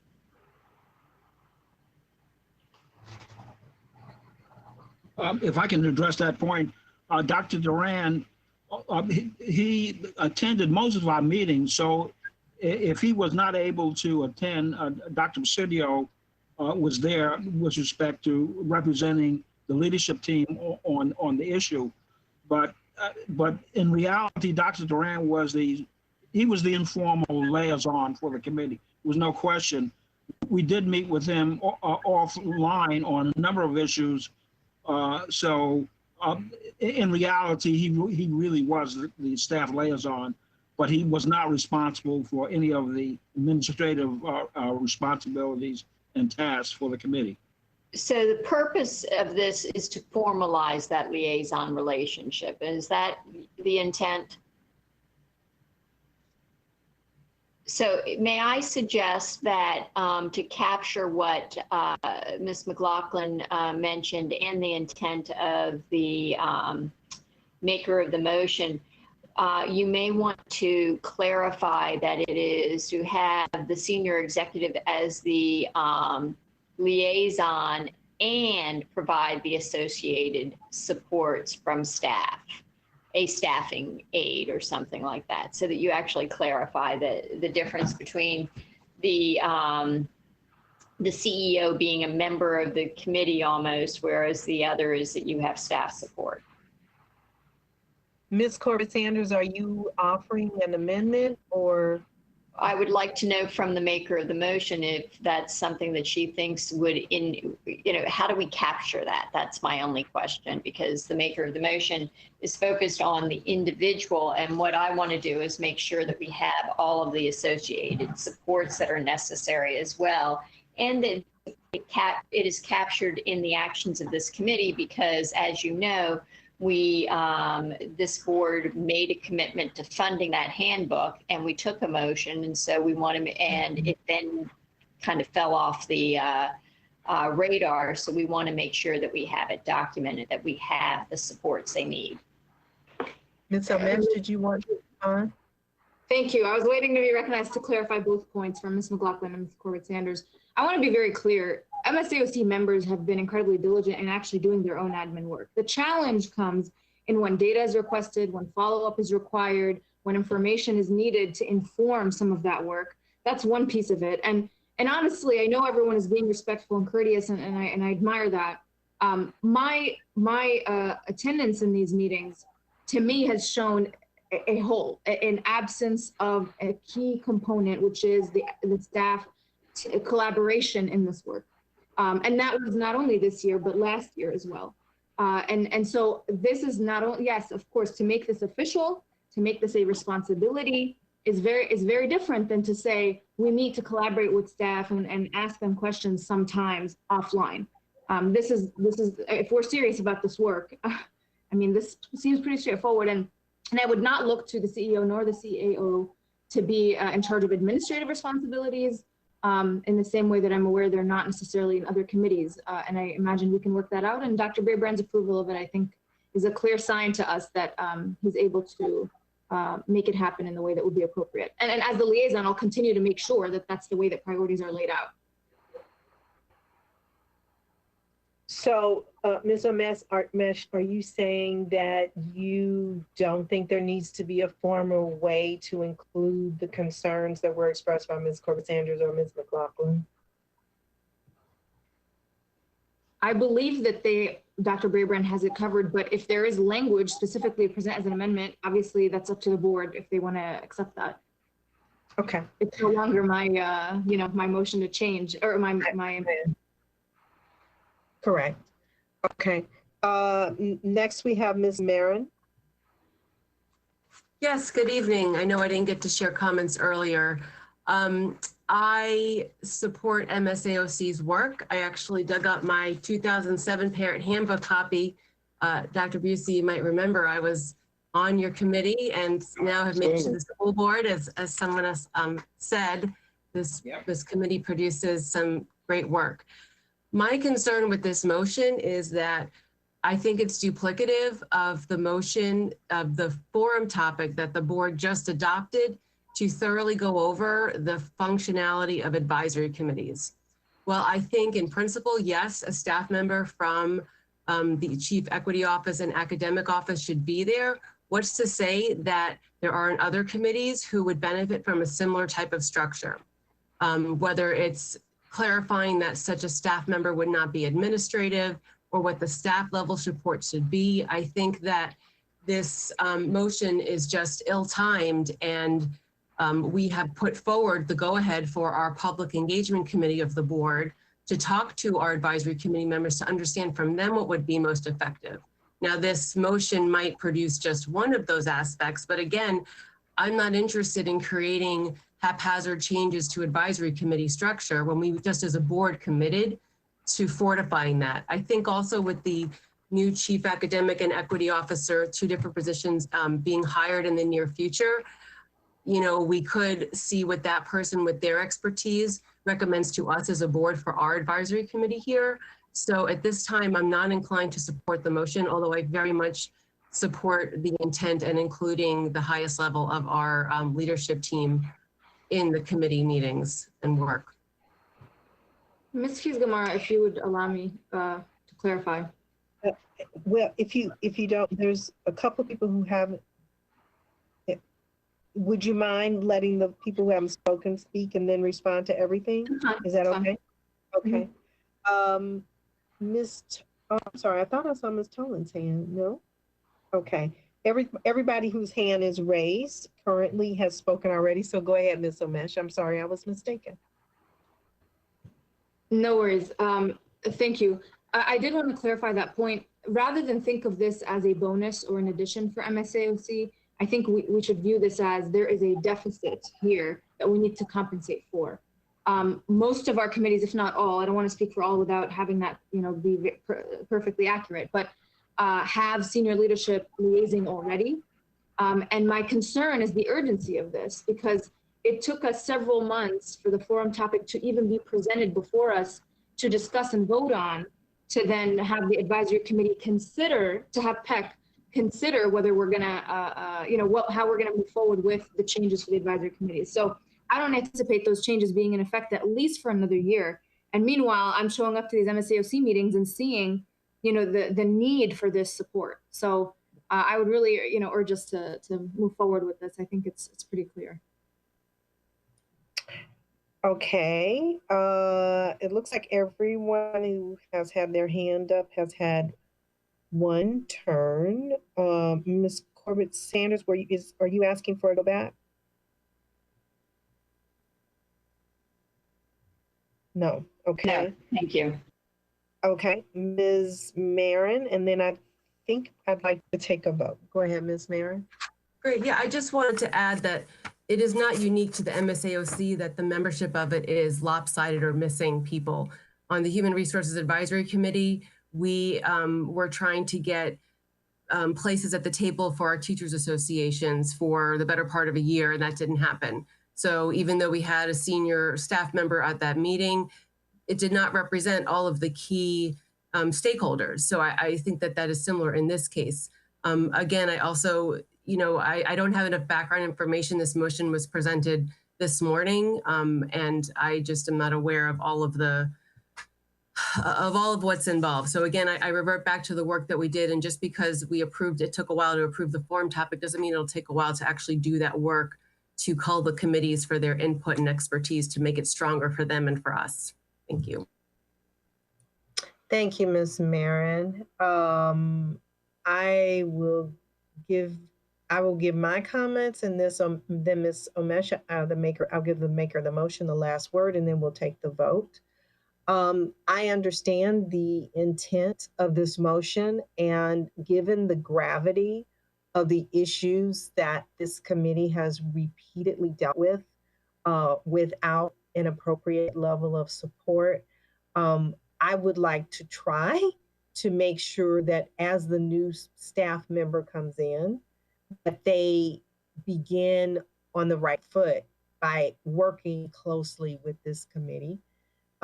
So I will support this motion. Ms. Omesh, would you like the last word before we take a vote? I believe Ms. Keys-Gamarra, we can proceed. Okay. If I can ask people who support this motion to please raise your hand.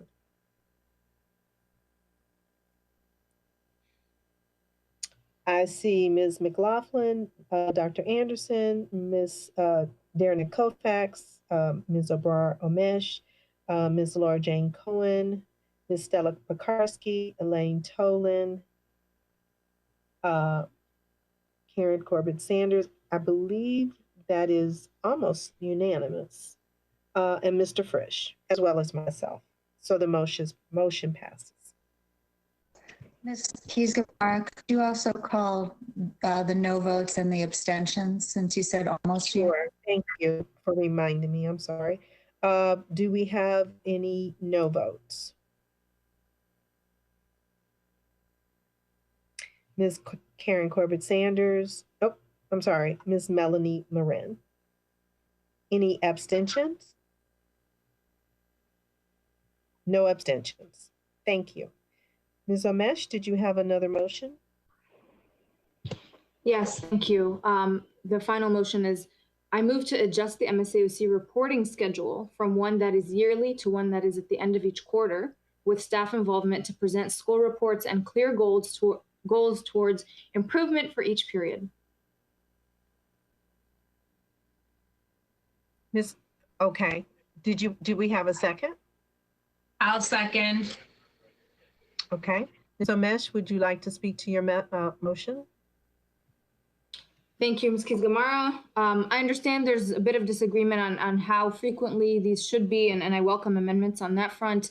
But I did want to, again, convey that if we're to be intentional and deliberate and serious and decide that we are gonna, narrow that gap, the achievement gap, we need to be monitoring this more closely. For us to have been looking at a report that was due for June now, and to think that we're gonna move forward when 10 years of doing the same thing has put us right here with the same recommendations before us and the same gaps. And not only that, but with COVID, we're gonna need to be monitoring this even more closely to be proactive in addressing it before it continues to widen and we wake up one day, years later, and are saying, how is it that we're 20 percentage points behind?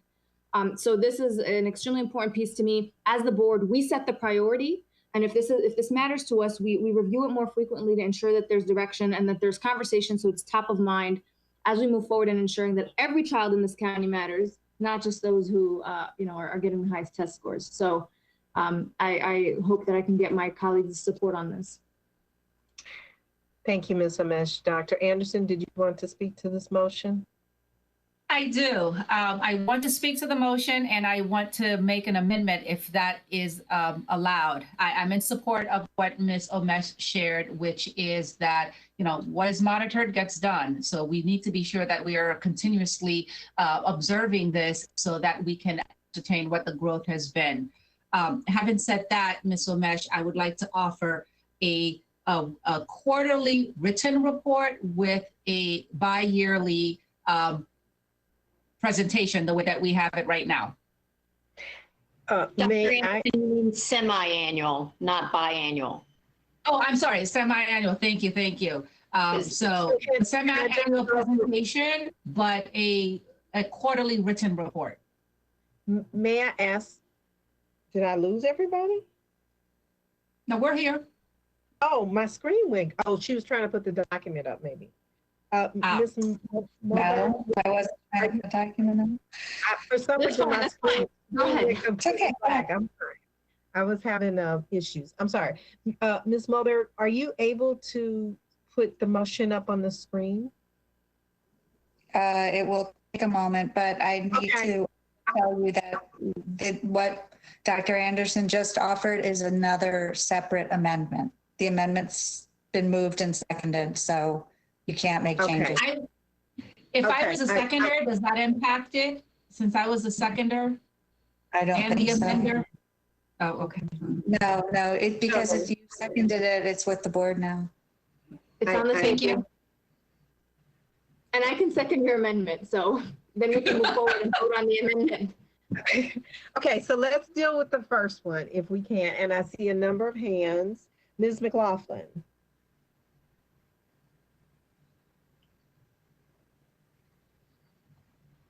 Ms. McLaughlin, did you have your hand up?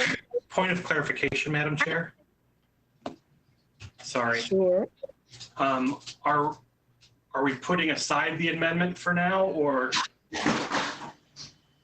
I believe that is the instruction we have received from the clerk. Okay. I apologize. That's okay. It's a privilege, which is why I ask. It usually takes precedence over anything else continuing. Yes, Does. I agree with Carl. It's my understanding that if there's a new motion on the table to amend the existing motion, then that conversation goes there first.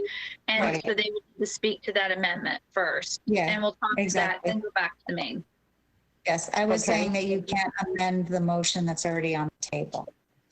Okay, so Ms. Anderson, can I get you to restate your amendment? Just so everybody knows what we're Sure, talking about. and I will try to pull the language that was shared and just identify what the changes are, so bear with me. I move to Dr. adjust. Anderson, Dr. Anderson, I apologize. Point of clarification, this would not be an amendment. This would be an alternate motion, right? I think what it has, if I am understanding this correctly, Ms. Melberg, I believe that we have to, because she made a second motion, we have to look at that second one first. Is that correct? Yes, but it is a second motion, but she hasn't made it yet and no one has seconded it yet.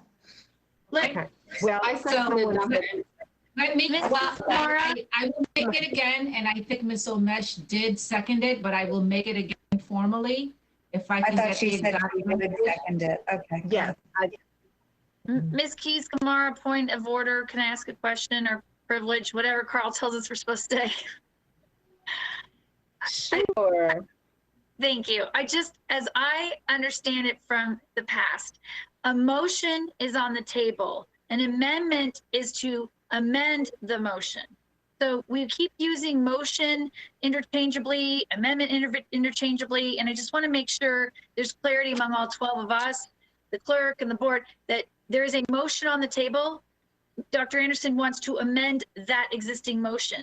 So we're going to now talk about her amendment. If that passes, then we add it to the existing motion and that becomes the new motion. So we're sort of basically being able to say, Ricky, what do you propose how we edit this? And it becomes the new motion for us to vote on, correct? Okay. That's my understanding. No, could we please let Ms. Mulberg, I'm so sorry, but could we please let Ms. Mulberg give us the direction for how this is proceeding from here? Ms. Cohen, I was going to ask her to clarify it. That was for my us. question, Ms. Cohen. That was my question to the clerk. Okay, so I'm thank sorry, you, everyone. I'm a little lost I'm here. going to refer to the clerk here so that we can move forward. Okay. And I believe, Madam Clerk, that if Dr. Anderson can now, her motion has been seconded by Ms. Omesh. She can speak to that motion. Is that correct? Yes. Okay. All right. Thank you. Dr. Anderson, please proceed. Do you need me to restate it, or are we good on the language, Ms. Keys Gamara?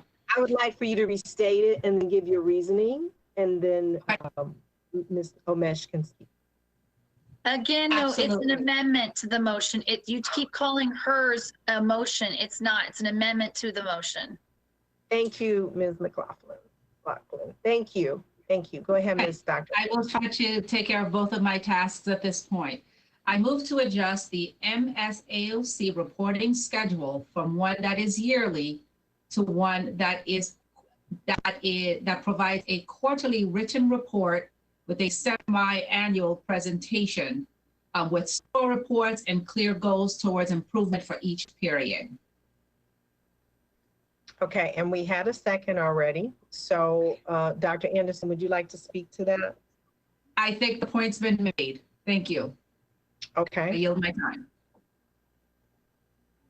Now, I'm sorry, I will allow, call on the next person to speak is Ms. McLaughlin. Did you still want to speak? Yes, I have a question about the amendment that's on the table. So while I welcome this very much, my one concern to what Ms. Marin spoke about earlier is that the board directed the Public Engagement Committee to look at how we could enhance the work and the reporting of our advisory committees to the board. And so what's concerning to me is that we also have other advisory committees that are also very important. And one I will give is the Advisory Committee for Students with Disabilities. If we pass this tonight in a vacuum, that we're now going to get quarterly reports out of and again, I'm not sure, is this quarterly reports coming from MSAOC, which puts a burden on those advisory committee members to keep writing and producing and puts pressure on staff to get more and more data.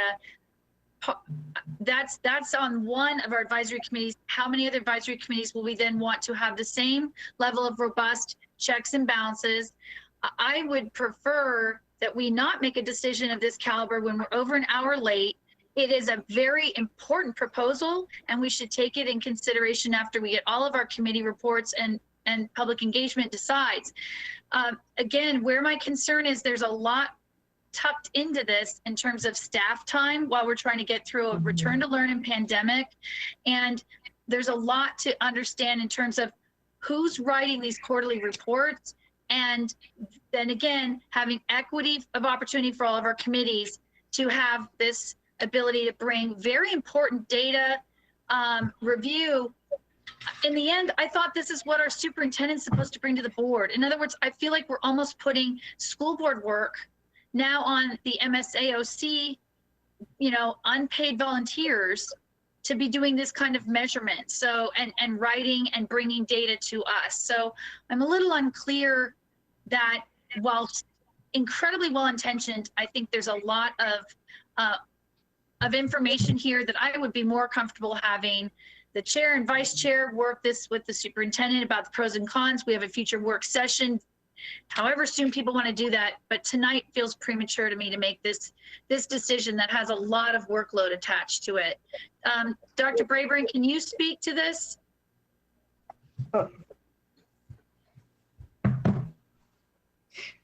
Well, I certainly, workload is an issue. I'm candid about that and have been. The school board committee structure and how you want to handle that, to me, is really more of a board decision. I'll say that I welcome that overall review. This is really, I think, a question for the board. Do you want to, with equity right now, as such a central focus, elevate the work of MSAOC with staff? So I think it's, frankly, in the end, probably best for the board to make this decision, and we'll abide by whatever. Whether this passes or not, we are going to continue to work closely with MSAOC and do an even better job of making sure there's follow-up on their requests for data and other pieces of information that they ask for. Thank you, Dr. Brabrand. Next, we have Ms. Corbett-Sanders. And before we begin, are we still timing? I will not be using the full 3 minutes. This idea of doing a semi-annual report to the board with quarterly updates to the board in written form is something that I had sent out first thing this morning when I saw the response from, or the suggestions from Miss Omesh. And so I fully support this, and I will tell you why I fully support it. There is only one other committee to the board, and that committee is going to be presenting tonight, that actually gives us a semi-annual report, and that is FPAC. And I see the work of MSAOC as important as the work of FPAC, and so that is why I can support this. Thank you, Ms. Corbett-Sanders. Ms. Marin?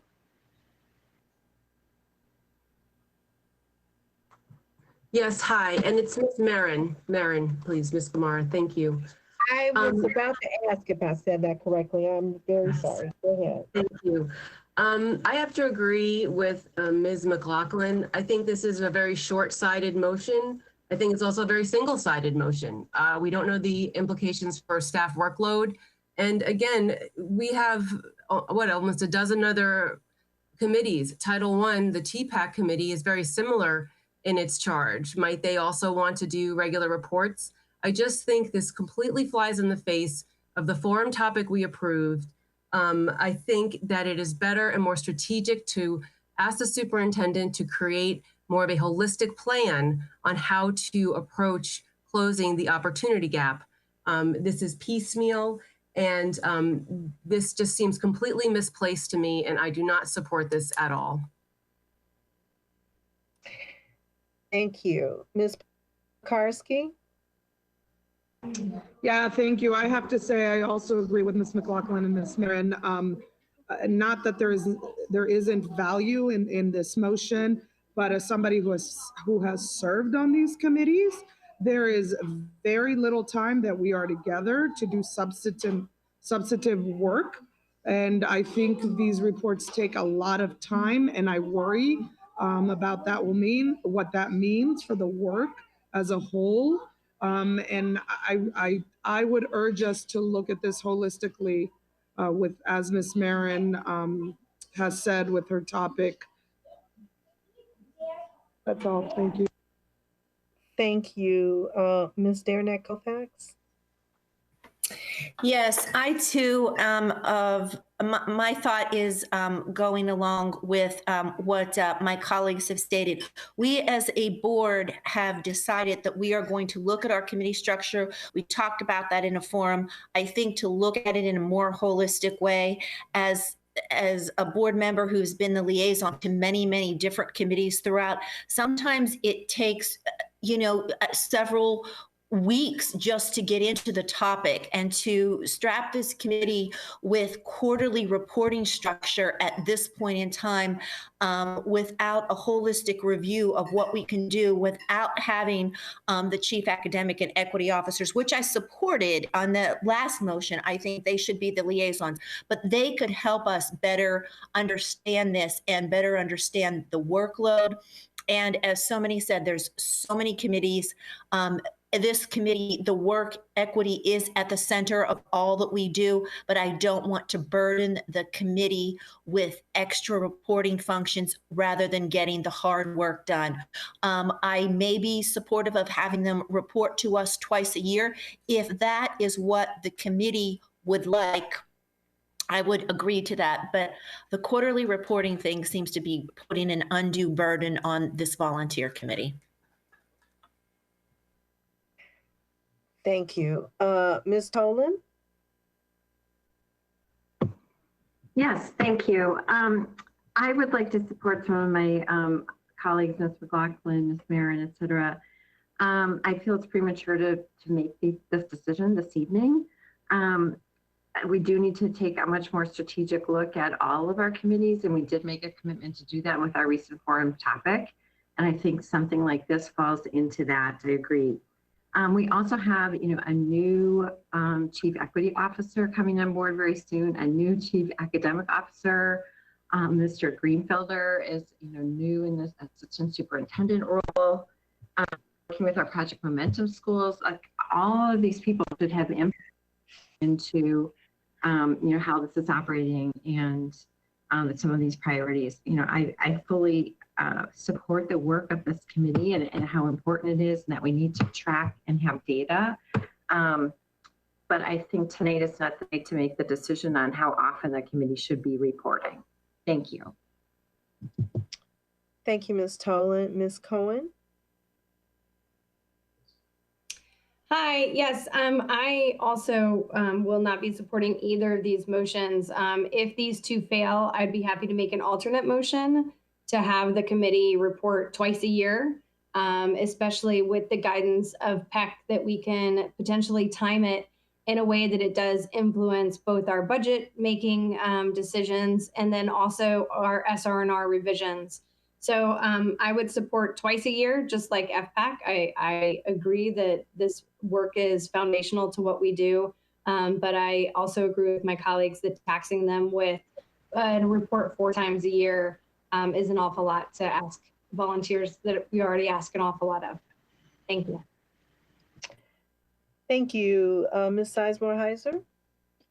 Yeah, I also support what Ms. Can you guys hear me okay? I'm having all sorts of connection issues today. Yes, I can hear you. Okay, thank you. I also support what Ms. Cohen said, Ms. McLaughlin. I'm not even sure twice a year right now. I just think, we had a forum topic pending from February because of all of these pieces that we've talked about needing to look at our committee structure, our reporting, and making our committees more meaningful. And doing this sort of ad hoc here, this work is very important, but I would argue that given our issues around restraint and seclusion and the gaps for kids with disabilities are greater, that work is also important. And are we going to have these motions one by one, piecemeal for each committee? Or are we going to do what we just voted on in a forum topic and have us look at this holistically and review it holistically to see what makes sense from a workload on our volunteers and on our staff, as well as what's meaningful for us to move this work forward. It just doesn't really make sense. And I would ask the question, did anybody ask the members of MSAOC if they would like to do quarterly reports, or they're able to do quarterly reports, or think it's valuable? But unless we're going to do this piecemeal by piecemeal for every committee, in which point, why did we vote on a forum topic? So I just can't support this way of doing this. I fully support the work. I think it's seminal and important, but I think we need to do this in a holistic way that makes sense given all of our committees and all of the needs. Thank you. Thank you, Ms. Omesh. Thank you. I think it's obvious that the first step to take, especially as the liaison to the committee, is to speak to the committee and to the committee leadership in ensuring that this is something that would advance the work. I wanted to just clarify a few things. You know, number one, we're always going to find the reasons, and this is again a question of priority. Are there logistical reasons that undermine this or that? I can support the idea of semi-annual and an understanding that that may bring more people together here, if that's what we want to do as an alternate motion. I want to also clarify that the burden is not on the committee volunteers to produce this data. Something like the quarterly reports would be the typical academic data, but rather than just having your typical back to school update, we would look at it with that equity lens and considering the disparities that exist to prioritize the work.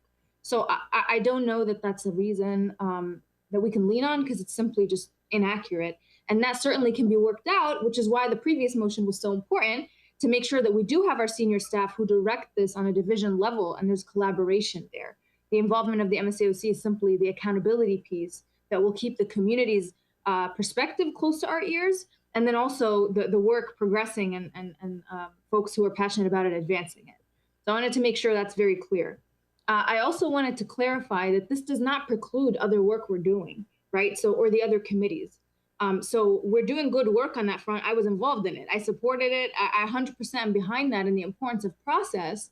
But given the dynamic of what we're seeing with COVID and the expected gaps, I don't want us to get process above policy or process above progress here, and undermining the potential of where we can head. And finally, the COVID piece, the back to school piece, being what's making us so busy and overwhelmed, this is integral to that, right? This is a key component. At the end of the day, our focus is what? Our kids and their academic success and holistic success.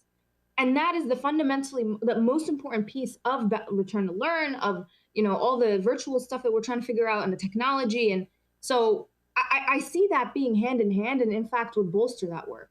So I really would urge folks to support it. And in lieu of that, I'm certainly supportive of what Ms. Cohen mentioned. Okay, thank you, Ms. Omesh. I see two hands up. I'm not sure, Ms. Andrews, Dr. Anderson, are you asking for a go back? No, I'm not. Okay. And I see Ms. Sizemore Heiser still has her hand up. No, I'm good. Thank you. Okay. Well, I think those are all the speakers. I'm actually, I'll go ahead and speak. I'm actually a little torn on this. I understand the importance of this work, and I am a little concerned about the new person coming in and having a say-so in how we move forward. So I have to say I'm a little torn, although I agree with the spirit of this. So I'll think about that as we take our vote. Did we have a committee member that wanted to speak? I saw. Okay. Dr. Bussey? Yes, I just want to mention just a couple of things. I'm glad you mentioned FPAC. My understanding is that, and this is on the point, on the motion, they have a 3-year tenure on appointment. Other advisory committees like MSA, we only have 1 year. So there's an organic process when you bring new people on the committee, plus you bring folks who've been on the committee for a while to come up to speed, to embrace the topic and the recommendations. And I can tell you that within a 3-4 month period, it's virtually impossible to get everybody on the same page with respect to understanding the issues, and also agreeing to the recommendation. That's the organic process. So so on that point, unless we're going to reconsider the tenure for members for all advisory committees, FPAC 3 years, us plus the other advisory committees just 1 year, the turnover, the constant turnover is so drastic. So this year, we probably about a third of our membership are brand new folks. So by the time they come up to speed in terms of where the bathroom is, what the issues are and so forth, unless we ram it down their throats, it's not going to work. The other thing is that this committee in the past, when issues have come up that are important, that are not on our charge, the committee's written letters to the chair saying, we're concerned about this issue and here are our recommendations, whether it's the budget, whether it's the, with respect to the Confederate symbols. So the committee's done that. And I think any advisory committee, that's their right to do that as issues come up. So, 2 points. The tenure is important.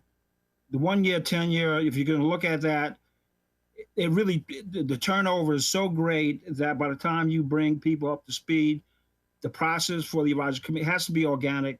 You have to allow folks to embrace the topic, to understand it, and to come to consensus on a recommendation. And then the last thing is that in those cases where something is pressing, advisory committees could always send a letter to the school board chair saying, here's our concern and here's our issue. So I'll just leave it at that. Okay, thank you, Dr. Bussey. I don't see any other hand, so I'd like to ask for a show of hands who can support this amendment.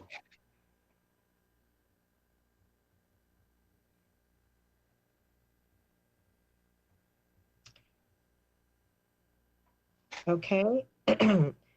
It looks like we have Ms. Omesh, Dr. Anderson, Ms. Corbett Sanders in support. Can I get a show of hands of those who oppose this amendment?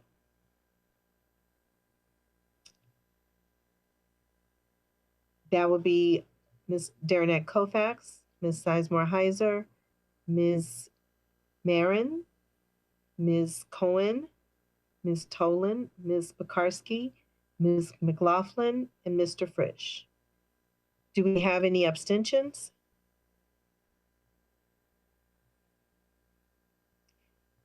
Ms. McLaughlin and Ms. Keys-Gamarra. No, Ms. Keys-Gamarra, my hand just wasn't down. My apologies. I was in the no vote. You already called my vote. Okay, I'm sorry. All right, that amendment does not pass. I believe we go back to the original motion now. Ms. Omesh,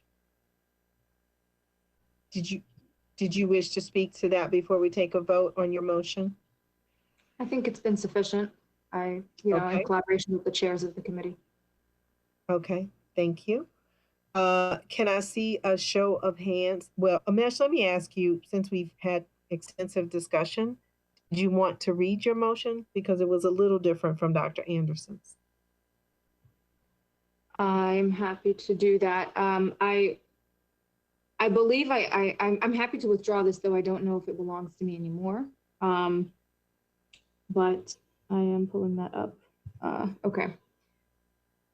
So the motion reads, I move to adjust the MSAOC reporting schedule from one that is yearly to one that is at the end of each quarter with staff involvement to present school reports and clear goals towards improvement for each period. Can I see a show of hands who can support this motion?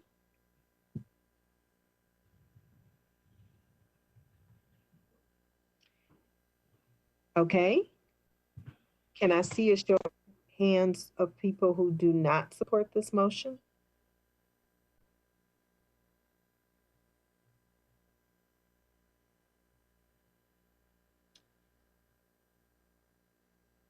That would be Ms. Cohen, Ms. Tolan, Ms. Marin, Ms. McLaughlin, Ms. Corbett Sanders, Ms. Derenak Kofax, Mr. Frisch, Ms. Sizemore Heiser, Ms. Pekarsky, Dr.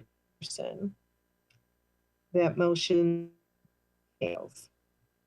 Any abstentions? Ms. Keys Gamara. I keep forgetting to put my hand up. Okay. Next, we have the next committee, I believe, is FPAC. Are they ready to go? It's ACE, Ms. Keys Gamara. Sorry, 2688. All right, ACE.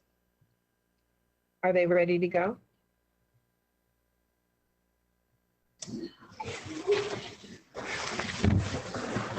Hi, good evening. Can you hear me? Welcome, Mr. Brian Graham. Hi, thank you, Ms. Karen Keys-Gamara. I have the ability to share my screen, or will the staff do that to share the presentation? There we go. Okay. I'll try to be as brief as possible, and understanding that we're an hour and a half late. But good evening to the school board, staff, members of the community. The Adult and Community Education Advisory Committee is pleased to present its annual report. And let's move to the next slide, please. I don't know if I have the capability of doing that. There we go. As you know, the advisory committee provides advice to the school board regarding the education programs which are associated with adult education. They also meet pre-K through 12 and broad community need. Just as a quick refresher, the three areas under advisement are adult high school completion, which is in green because it's funded by the school operating fund. Community education and adult ESOL are components which are funded through the ACE fund, which is the target of the annual transfer from the school operating fund. And there are also additional supportive things by the ACE fund to support other FCPS programs, such as summer learning programs, site-based programs, and building coordinator training. Next slide, please. I'm just going to very briefly go into the components just for you all. The first one being community education. Again, this is funded through the ACE fund. Community education provides wide benefit to our community, supporting lifelong pursuit of academic knowledge, interdisciplinary learning, and cultural and recreational activities. The slices of that hexagon are representative of the relative sizes of each of those areas. Career development is the largest area, with educational opportunities for learners of all ages in joining health, medical, business, and IT industries, and also includes apprenticeship and trades programs. K through 12 is the next largest part, which includes Global Plus language camps, test prep for SAT, SAT, and TJ, and math courses to prepare students for new levels, and of course, behind the wheel driver training. And adult enrichment is the smallest part of that, which provides lifelong learning courses that range from world languages and culinary arts to personal growth. Next slide, please. Adult English for speakers of other languages, or adult ESOL, is also funded through the ACE fund, and it helps members of our community develop practical English skills, including skills necessary for workplace readiness. And I always like to point out that this also provides a benefit to parents of K through 12 students, reinforcing English skills at home and providing, enabling better communication between students, between teachers and parents. And it's also important just to point out that FCPS administers the regional grant, which provides funding for adult ESOL programs in Fairfax and nearby jurisdictions. This grant has a workforce system focus, supporting adults getting into post-secondary education, training, or employment. And next slide, please. Last but certainly not least, the high school completion component allows for adults in our community to achieve a high school diploma or an equivalent. I think you all are familiar with the Fairfax County Adult High School for students who need 8 or fewer credits to graduate.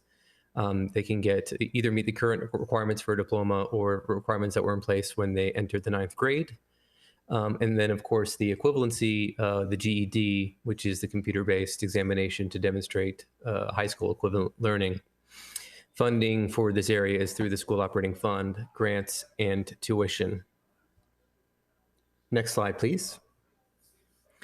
Our charge for last school year was to assess how the adult and community education program can be better positioned to serve the lifelong learning needs of Fairfax County, to include alignment with the strategic plans of both FCPS and Fairfax. In response to this charge, the committee met to learn about the programs, look at data, analyze alignment of the programming with the goals of strategic plans, which I'll get to in a moment, and of course looked at revenue and enrollment for the programs. And I'm going to go ahead and go into recommendations, which is the next slide. As a result of our work, the advisory committee advises the school board to first demonstrate alignment of the adult and community education program with the new Fairfax County, or I guess proposed Fairfax County strategic plan, especially regarding the lifelong education and learning, economic opportunity, and empowerment and support for residents facing vulnerability priority areas. Adult and community education programs from FCPS serve Fairfax residents at every stage of life and is foundational in the portfolio of lifelong learning programs offered by Fairfax County. Academic attainment, career-based education, technology, and language proficiency are core to the programming of ACE. ACE programs provide opportunities to learn fundamental workforce competencies, as well as develop workforce skills at relatively low cost, which will be crucially important in our changing economy as people transition to new careers. The adult and community education programs provide clear alignment to the proposed county-wide strategic plan, and it is our hope that FCPS and the school board can draw on that alignment to potentially open opportunities for direct funding of the ACE fund from the county, and for the county to recognize ACE as a county instructional service provider. Second, and this is a result of what happened, obviously, the advisory committee recommends that we shift focus of ACE to virtual instruction to ensure continued educational opportunity while sustaining revenue during the ongoing effect of COVID-19. As we all understand, the dynamic of education has changed dramatically because of the impact of COVID-19. Traditionally, ACE has primarily been an in-person educational model or opportunity. While some classes were able to complete after the shift to online instruction, 869 classes were canceled. The physical location of courses has been a notable obstacle to enrollment in some areas where people are just not in proximity to where the classes are taught. But we also understand that many ACE learners, as our K-12 students, don't have access to technology or the internet, or don't have the technology fluency to feel comfortable taking classes online. And we hope to be able to assess that further this year. The advisory committee believes that it is best to expand the online delivery of ACE programs and is pleased to see so far that this is happening. But it is critical to the viability of ACE that the revenue of in-person classes is replaced with online tuition in courses to kind of keep things going. On the next slide, recommendation 3 is to strengthen ACE's connection with the Foundation for FCPS by updating its rules of funding to enable it to raise and distribute funds to support ACE. Additionally, support the ACE Training and Scholarship Foundation to more proactively solicit funding in the community to increase ACE scholarships.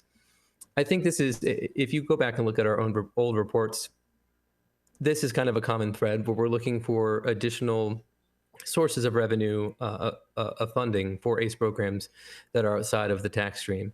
And we understand that facing kind of budget challenges potentially in future years that ACE could be a target. So it is our suggestion that ACE identify and solicit funding that can compensate for any gaps. And it is our recommendation to commit to proactive actions to do that, to identify and solicit community funds. Number 4, ensure the permanent consolidation of all adult and community education courses, which include adult ESOL and Fairfax County Adult High School offered in the Herndon area, into one site with space enough for all classes and staff by fiscal year 2022. This recommendation is carried over from the previous year's report. And just for a little bit of background, in the summer of 2018, The closing of the adult high school and adult high school completion program at Woodson High School resulted in a cascading relocation of ACE programs. The adult high school was primarily relocated to the Plum Center for Lifelong Learning and the Herndon Learning Center, and many courses previously held at these locations also had to be moved. Obviously, it feels weird to be talking about physical locations for anything in the current environment, but the primary issue identified in looking at this was in Herndon, where there was inadequate space, forcing adult ESOL courses in particular to be held in trailers outside of Herndon Middle School, which for a period of time didn't have restroom facilities at all. And I guess there are better facilities now, but still porta potties and insufficient parking. So there's still issues there. And I think the opportunity is that the lease of the Herndon Learning Center is coming up, and that there might be an opportunity to find sufficient space with the facilities that are needed to offer services in that area. Next slide. Recommendation 5 is to provide a fast-track pathway for both adults who are working, whether working in their desired field, and for recent high school graduates who want to be trained and certified and begin working as soon as possible. As the workforce changes and in response to emerging economic conditions, there is a need for new and existing workers to quickly attain new credentials and certifications through career training. In modeling the pathways for K through 12 learners, the advisory committee sees an opportunity for fast-track pathways to allow community members to quickly train and transition to a new career or advance in their existing careers. And lastly, recommendation 6 is to begin investigating how ACE and potentially the Fairfax County Adult High School program can work to serve students younger than 18 who have dropped out of traditional secondary education. It was the concern of the committee that adult high school completion programs are limited to students who are 18 or older. And as I'm sure we all agree, a high school equivalency has many benefits over the lifetime of an earner for employment opportunities, et cetera. It has come to our attention since this report was graded that there are services for those who are 16 to 18, which fall under one of the other non-traditional school programs, which are not in our area of advisement. So with that said, I'm not sure I can actually withdraw that recommendation, but it seems like it is already accounted for, just to note that. Next slide, please. In looking at enrollment, and just for your awareness, ACE was making progress in exceeding enrollment compared to the previous year, and had exceeded enrollment in March.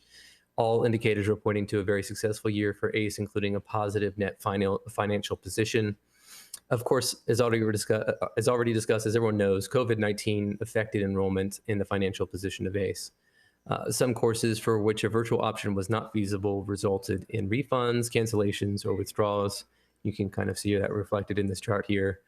And just, I guess, another note, in moving forward past the end of this slide, ACE has, and if you've seen the catalogs, ACE has designed, hundreds of new courses, online courses, to kind of push those things forward into online delivery.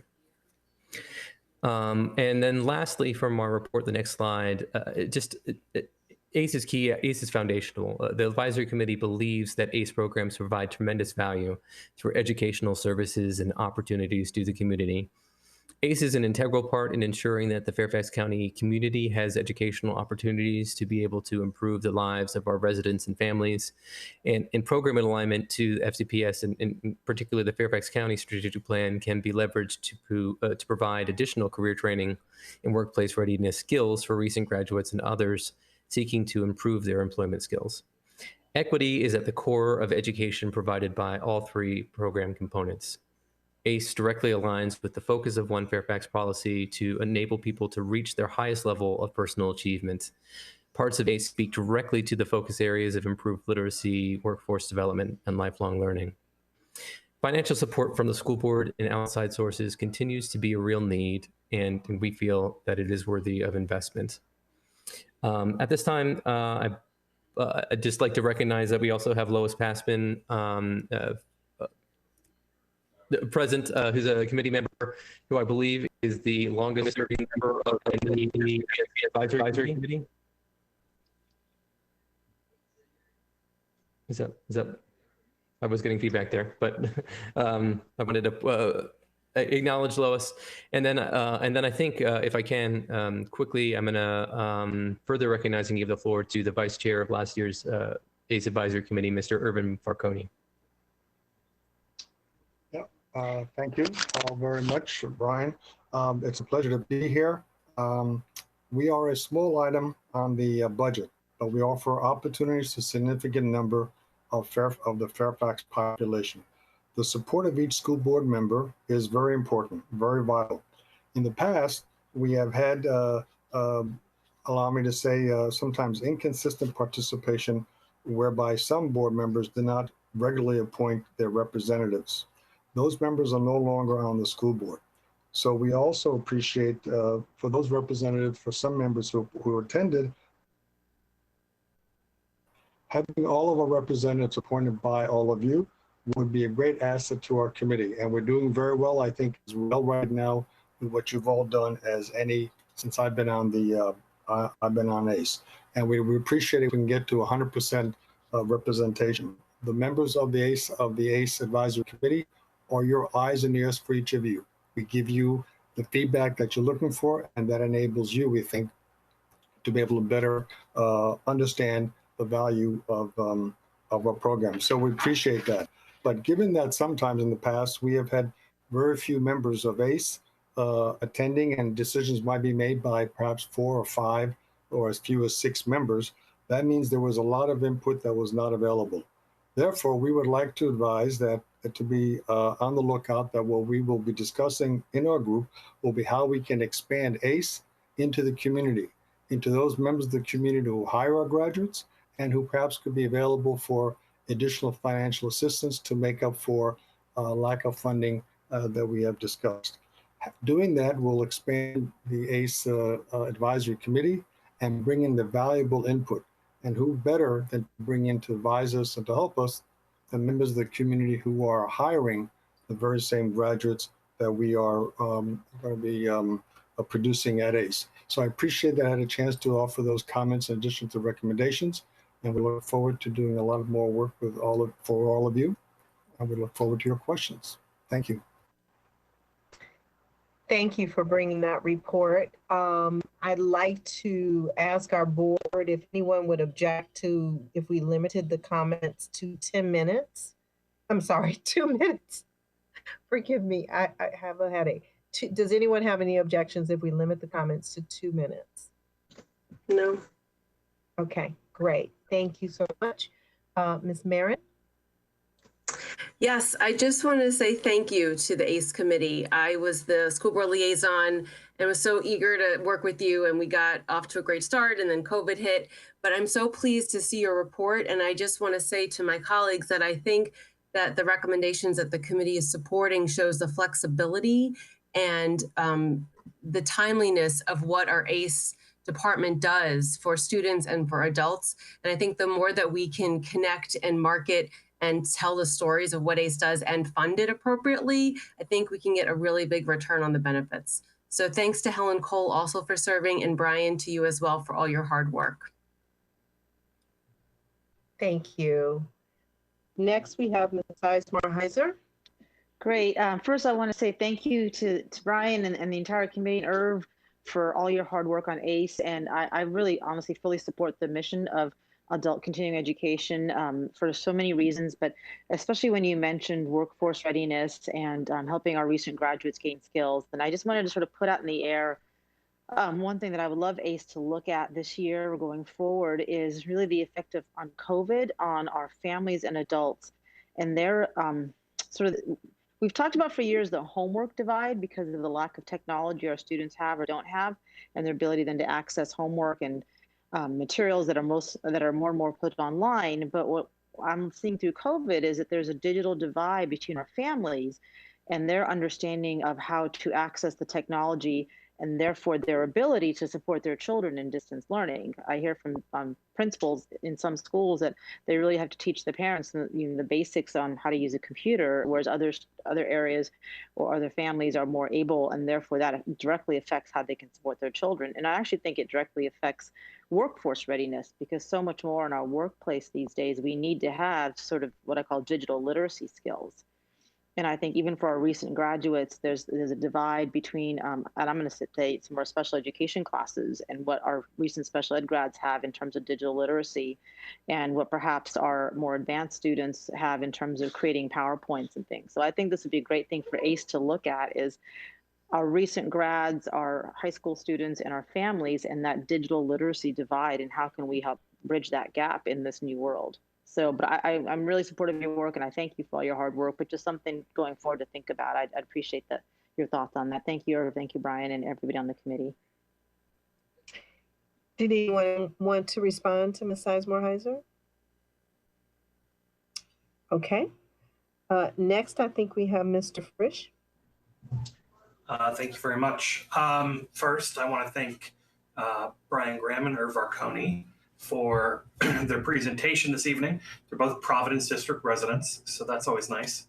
I think that what the ACE folks have brought us is very reasonable, and the recommendations are very straightforward. And I know from my past conversations with Brian and Irv that a great deal of thought and consideration has gone into these, particularly when it comes to getting creative about the longevity of ACE by looking at how we can get more money in the door to support its programs. I think it's essential that there's more flexibility around the foundation work, so that fundraising can happen. I also, when we first became school board members, the new folks, I was kind of obsessed with the idea of what we could be doing, what ACE could be doing online. And I think that now's the time to really put a stake in the ground on that effort. I'm grateful to see that it's one of the things that ACE has been focusing on as well. So kudos to everybody who's been working hard on this. And it's great to see a much more active and a committee with more members represented by the different magisterial districts. Thanks. Thank you. Ms. Cohen? Thank you so much. Huge thank you to Brian and Irv, and to Springfield, brand new Springfield rep, Janelle Sweet, who I think might be the first Springfield appointment since 2016. So grateful to have Springfield on board for ACE. As Brian and Irv know, I am a huge ACE fan. I really think it is probably one of the most underutilized programs that we have at FCPS, and has often been, I think, unfairly a target of easy budget cuts. I am very hopeful that in this next budget that we will not see any cuts to ACE. I am hopeful that we will really embrace the recommendations that ACE has asked for. And as my colleague, Mr. Frisch said, really support them with great online, robust opportunities. And I think that this is a real opportunity that we have not yet really tapped for our SLIFE students who are 18 and older, and their families. And I'd love to see some more work around how do we incorporate some added support for our students who have that's limited or interrupted formal education. And just so grateful for the work. I do think the programs are amazing. In our home, I will say my mom is ready to go to Italy after her ACE classes. And we're very big fans here and very grateful for the work that the committee does and that the program does. And Karen is amazing. So thank you again for your hard work. And again, I fully support your recommendations to this board. Thank you, Ms. Cohen. Ms. Corbett-Sanders?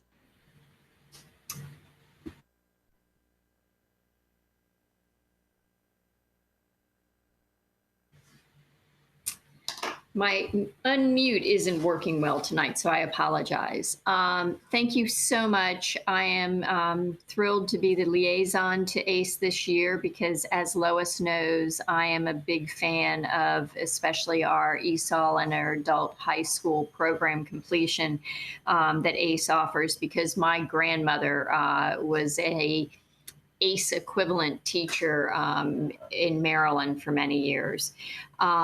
Do want to add one slight nuance to what Ms. Cohen was saying, because I think she addresses a very important piece of our work, which is to support our students with interrupted formal education that are older, and looking at the adult high school. And I am wondering if you have looked at the device needs for that community and how we best support those students, because I know you're doing great work in migrating to a fully online environment. And I actually think that that will allow us to pick up many of the students that we lost when they moved the adult high school to Herndon. Thank you, Ms. Corbett-Sanders. Mr. Graham, did you want to respond? Well, I mean, we've asked questions about that. I think that would like to investigate this year. I would just point out that our charge for this year is to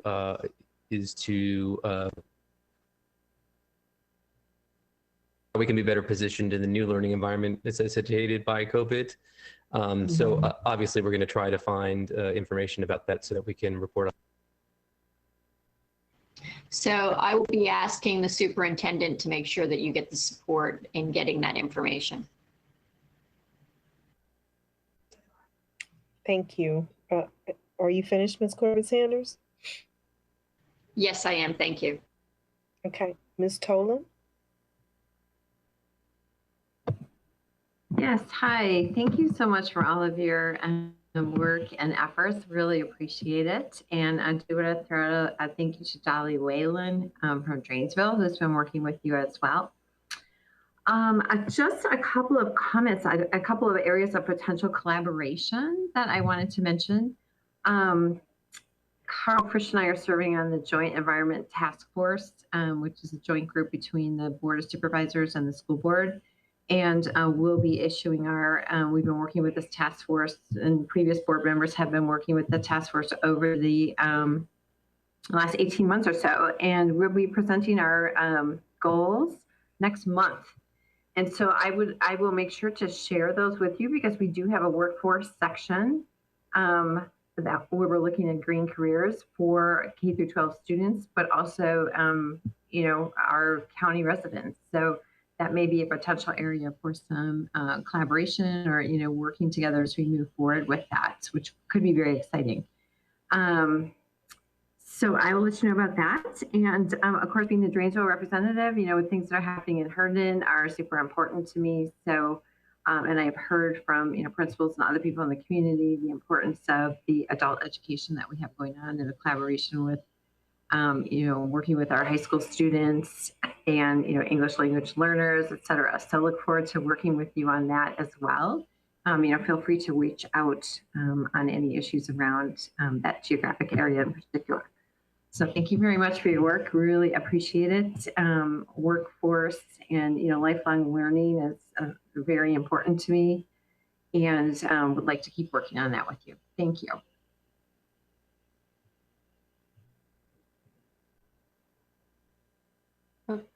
Okay, Ms. McLaughlin.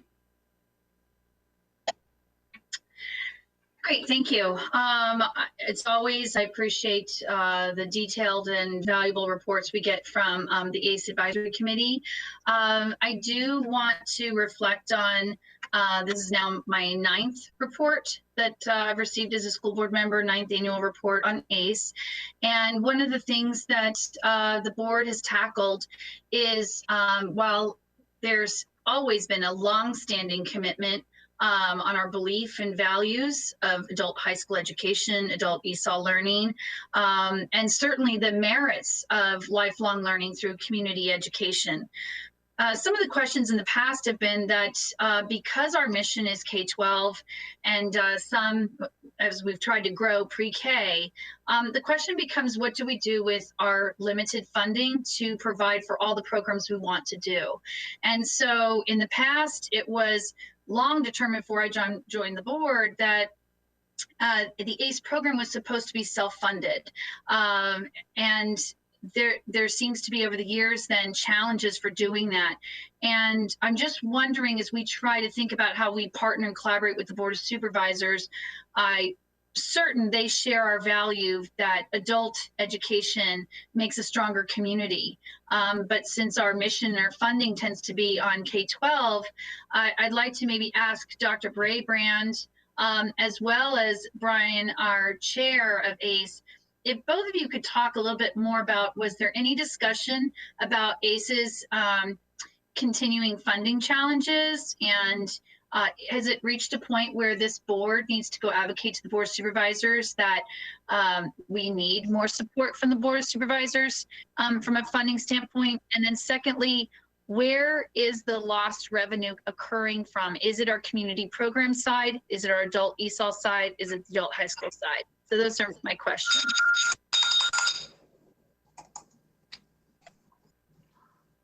Well, from my end, I would say I think it's a little early yet. We're just beginning to have our budget discussions for the next budget year. And we are going to work very closely with our ACE folks and Dr. Presidio around ACE programming moving forward. They have been, I think, tremendously flexible during this moment of COVID to pivot and dial in to online. And I'll let them speak to any additional comments they want to make. We want to continue to see ACE as an asset, but we have to recognize across our entire division, this upcoming year is going to be a tough budget year as we plan FY22. But I'm confident we can continue to partner together and figure out ways to still serve our community. Thank you, Dr. Brayburn. But just a clarification, I'm not talking about just this year and pivoting from COVID. This has been several years coming now that ACE is having difficulty with its budget. Maybe Dr. Presidio can weigh in on that instead.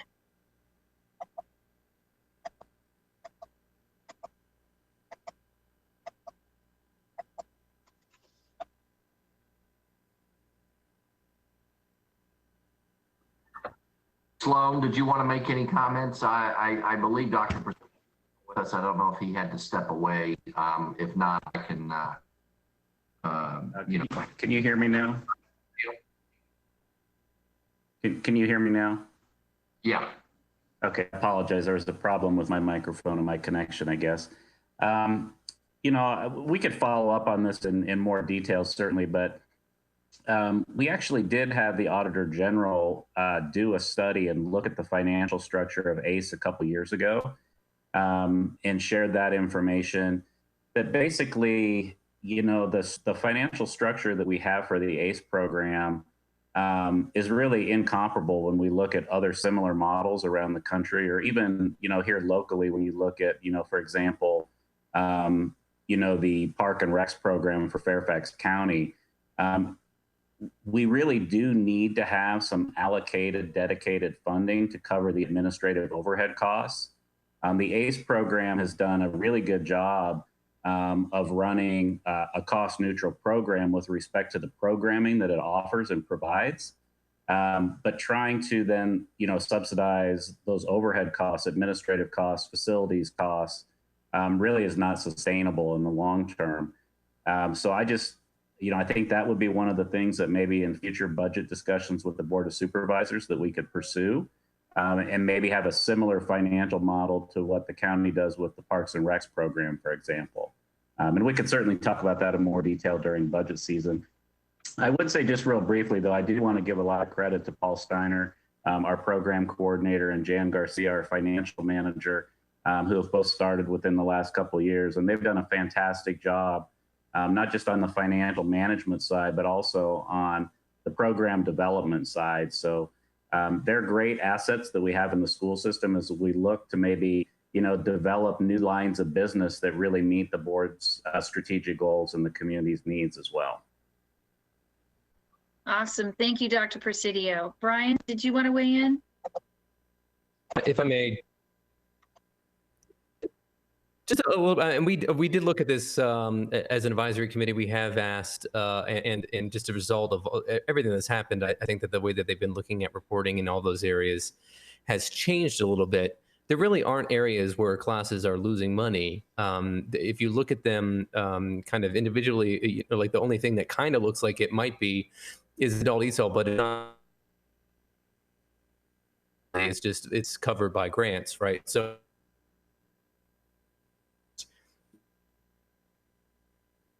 is that it seems Brian, you might want to like turn them full-time people that are otherwise funded. So, sorry, my headset died. I think sometimes if you turn the video off, the audio works a little better. Try that.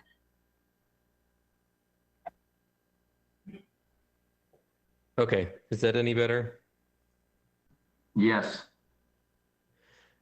So there is some kind of accounting magic there too, where there were some people that were in school operating fund positions that are now ACE fund operating positions, right? So when you add a full-time employee to something that is now support like a financial person to analyze all this to the ACE fund, obviously there's a cost to that as well. So I think there's just some of that as well. If you go back and look at the justification for the increased transfer, a lot of that was maintenance of vehicles for behind the wheel driving training and such as an example, because that's a fleet of vehicles that needs maintenance, needs to be replaced. And unless we want to pass that cost entirely on to our students, there is some level that we need to provide of support. So I know we've been looking at it. We've tried to answer that question of, and I mean, I think the answer is there aren't classes that are losing money. It's just a matter of, how much do you recoup that cost by increasing tuition prices, which would potentially limit access to some of these learning opportunities as well. So. That's awesome. Thank you, Brian. That's extremely helpful. And my children loved Behind the Wheel, by the way.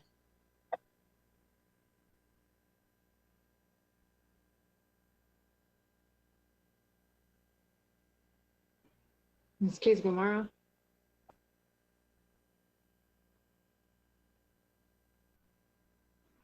Okay, our next speaker is Ms. Derenak Koufax.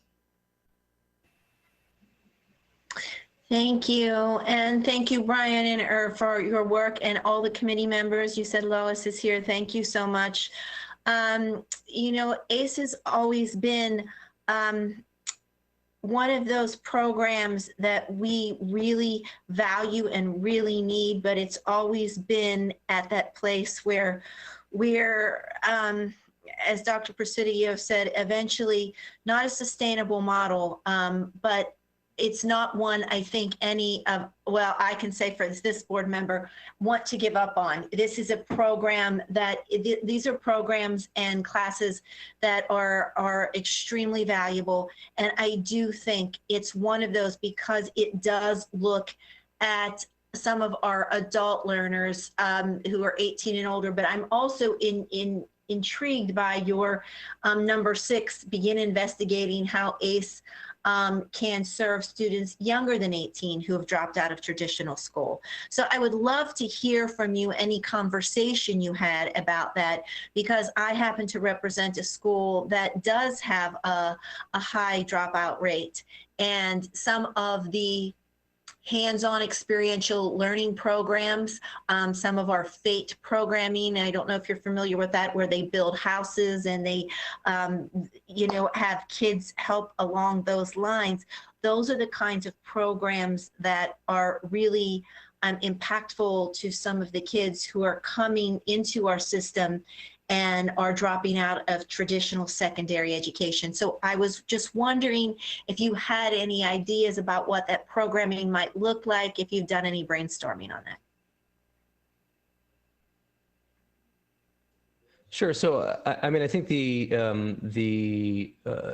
primary thing that the recommendation was speaking about primarily was related to GED preparation for high school equivalency.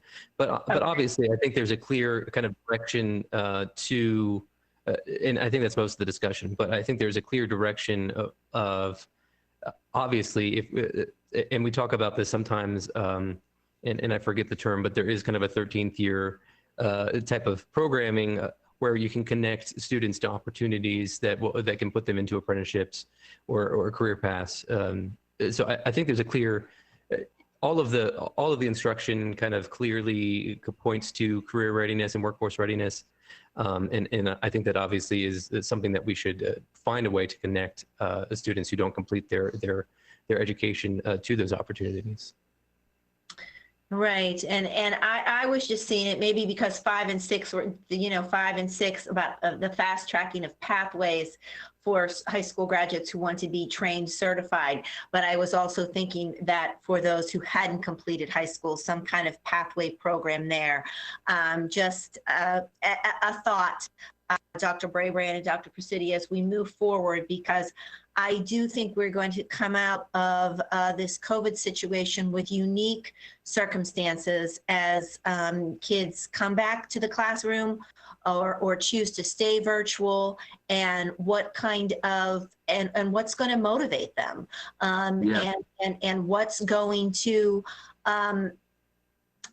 motivate them to get that diploma, which, in the end is what we want, not only because we want to create that lifelong learner, but it also is the pathway to more prosperity. The more education you have, the higher your paycheck. And, that is part, not necessarily all, but that is definitely part to be able to live successfully here in Fairfax County and, buy a home, make a family. And it all starts with providing that baseline education. And I think we can think about ways that ACE can continue to evolve and help particularly those populations that I was speaking to. So, if you have any further suggestions, or if you brainstorm it in the next coming year, I would love to hear that. Thank you. Thank you, Ms. Derenak Kofax. I think you were the last hand up. I will just make a brief comment and thank you for coming. Thank our committee for being here. And thank you, Mr. Graham, for pulling us a little further into being thoughtful and looking in the future to see how we can be more helpful. I like Ms. Derenak Kofax's approach, and I too would like to see how the virtual support of our high schools might be beneficial. So since I do not see any additional hands, I am going to say thank you for your presentation. And I will ask our board members if we would like a 5-minute break or push through to the next committee.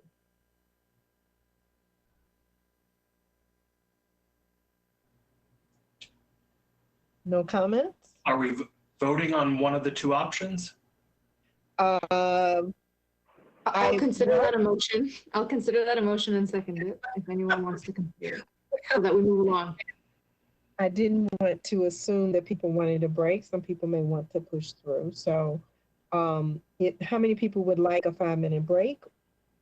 If you would raise your hand.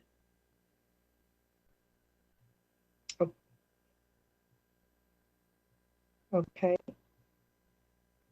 All right. I only saw one hand, but I'm going to use the chair's privilege to say if we could just allow people a biological break until 9:15 and we'll come right back. Thank you.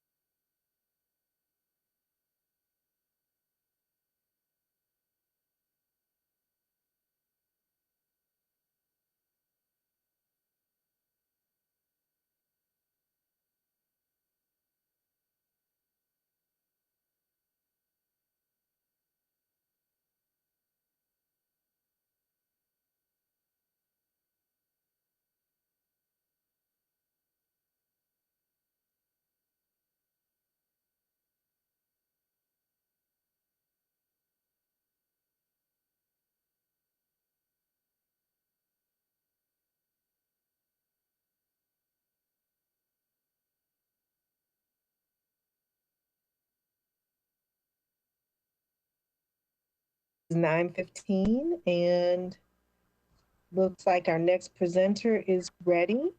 Can I get just a show of hands of the people who are back at their computer so we can begin?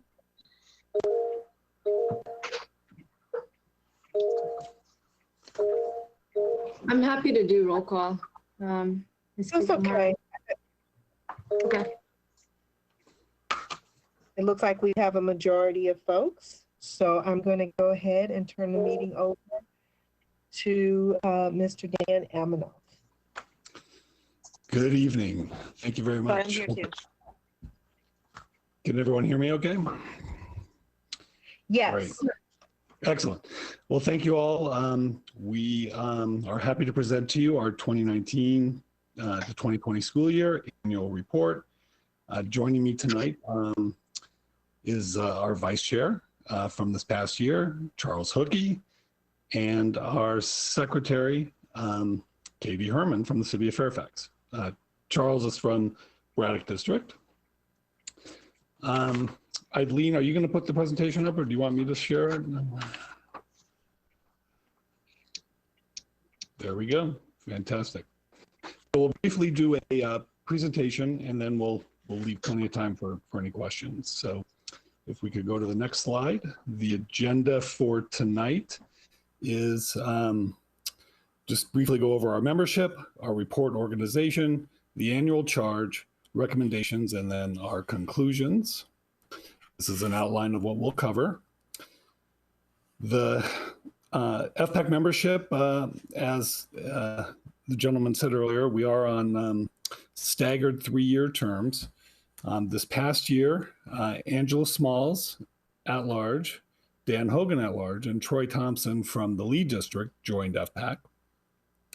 And right out of the gate, they all greatly contributed to the annual report, so we are very appreciative of that. This year, we have one departing member, Dave Phillips, who had served for at least 8 or 9 years, and 2 members that had ended their terms early. You have since appointed 3 new members to FPAC that we're grateful to have for this upcoming school year, which include Carmen Clipper, who is an at-large member, Lauren McGee from Hunter Mill, and Kevin Cahill from the Springfield District. And myself and Jay Reddy from the Drainesville District were also reappointed for a new 3-year term. The organization of our report is similar to what it's been in years past. We arranged the report to highlight the most significant recommendations in the executive summary. All 33 recommendations are grouped according to the annual charge and additional areas of interest, which this year included transportation. The remainder of the report is organized with the significant findings and recommendations of each area of our annual charge and for the additional areas of interest. The appendix contains the detailed reports of all our work. There's a small activity section which includes our meetings, retreat, committee participation, community outreach, and suggestions for our charge for this year. Last year's school charge included continue to work with staff and build on the following areas. A long-range vision for facilities, major maintenance and asset management requirements, safety and security requirements, boundary policies and processes, and to look at future boundary changes following construction of a new Western high school. The presentation highlights the most significant recommendations that we made. However, all recommendations will be mentioned in the report. First recommendation has to do with long-range vision. Specifically, FPAC recommends that the school board develop and adopt a long-range vision for its school facilities. Such a vision would drive facility-related decisions. Also, consider the following when developing its vision for facilities. A facility's attendance scheme, for example, pyramids, and potential for regionalized outdoor competition level athletic facilities, freeing up buildable space at smaller high schools, and sustainability in its broadest sense, which here means meeting our own needs without compromising the ability of future generation to meet their own needs. And of course, keeping in mind the One Fairfax concepts at all times. Moving on to major maintenance and asset management. Specifically, FPAC recommends that the school board conduct an improved and updated baseline assessment and adopt newer technologies for their asset inventory database. This will allow for future needs to be incorporated into the CIP more accurately. Also, for FCPS to identify and publicize the actual cost burden to FCPS associated with community use of facilities. Again, this will provide additional leverage when negotiating with the Board of Supervisors for additional funding, given the amount of community use that takes place in the facilities. On the safety and security side, we recommend that FPAC consider creating risk assessments for each school or pyramid for planning reactions to various types of hazards, as shown on the slide here. Additionally, FPAC recommends that FCPS develop a plan to fund and complete the installation of closed-circuit TV in all the middle schools and selected elementary schools. For boundary policies and processes, as relates to developing and implementing boundary policies and processes, FPAC recommends that the school board establish capacity as the primary benchmark for initiation of a boundary study, and that the school board adopt an open communications policy allowing for timely communication with the affected communities. Page 43 of the current CIP lists potential solutions criteria, but it is neither adopted nor prioritized. FPAC awaits the findings of the boundary consultant engaged at the end of this past school year for any additional recommendations. And finally, on transportation, FCPS developed a transportation health and safety plan to include government mandated requirements such as masks, social distancing, and daily sanitizing, and that the FCPS staff calculate the student per mile cost of transportation as a metric for assessing the true cost of transportation for programs that take students from their base schools to other schools and venues for alternative programs, sports, and other extracurriculars and community use.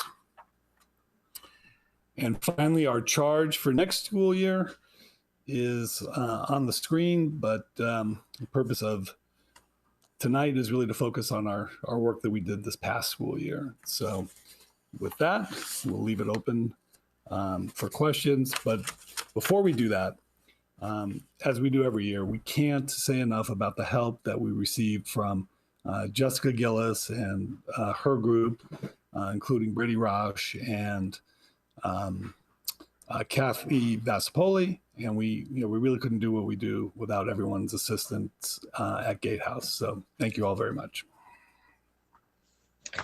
Thank you, Dan. We do have a few hands. Miss Laura Jane Cohen. Hi, guys. Thank you so much. I'm lucky enough to get to be your school board liaison. And as I've told you many times in the meetings, I have learned more in my time at FPAC than I ever could have imagined. I'm so appreciative of the way that you conduct your meetings, how you really target a staff member to come to every meeting and talk to us about a different area of facilities or planning, and the work you do is beyond important. A couple of things to me that are just extra important to highlight for my colleagues, I would say 2 areas in particular. One, as we've continued to hear from Mr. Plattenberg and with FPAC's full support, I think looking at maintenance as a huge issue of how do we streamline and how can we better support the maintenance of our facilities. And again, I would say, Dr. Brabrand, I know you're hearing a lot of budget requests this evening, but I fully support looking into how we can improve our maintenance of our facilities, and that may take some additional work. But the good news is, if we will look and reevaluate our community use fees, I think that we have some good drivers for maybe being able to fund some of the change that we need. And so I just would flag that for my colleagues to please look at community use and how we are estimating the cost of facilities and look at what other counties are doing and what those facilities would cost. And I think you will see a big disparity, and that's a pocket of money that we could be using to help then renovate those facilities. So thank you again for all you're doing, Dan, Charlie, Katie, everybody on the committee, and I'm really looking forward to the rest of the year.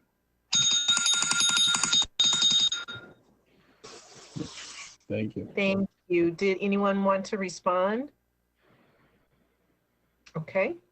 Dr. Anderson? Thank you. Hey there, Dan. Similarly to Ms. Cohen, I do want to say thank you for all of your efforts, and I'm very appreciative that you have elected again Mr. Aminoff to remain as the Mason District representative on this committee. I do have a couple of questions regarding the presentation. On slide 6, the long-range vision and your recommendation regarding the structure of pyramids. This has a sense of eliminating split feeders so that we have schools that feed into one middle school, then ultimately they will go into one high school. You talked here about elementary schools that are feeding into 2-year middle schools. Are there discussions regarding that in Mason District? 3 of our schools, Glasgow, Poe, and Holmes, are 3-year middle schools in lieu of 2-year middle schools. How do you anticipate this kind of living inside of this long-range vision? And Dan and staff, please respond to this, whoever this makes sense to. Sure, I'll take that. And I may rely on Charles here as well to jump in, but well, specifically with regard to the Mason District, we really don't see much of a change occurring. It's simply not feasible for the middle schools, the elementary schools to hold another grade given the age and size of them for the most part. So we're talking pretty much, still, even though in Mason District we still do have a couple split feeder situations, we'd like to resolve those if possible, but we're not necessarily advocating for all 2-year middle schools throughout the county. Thank you. I'm not sure if anybody else wanted to speak to this. Okay.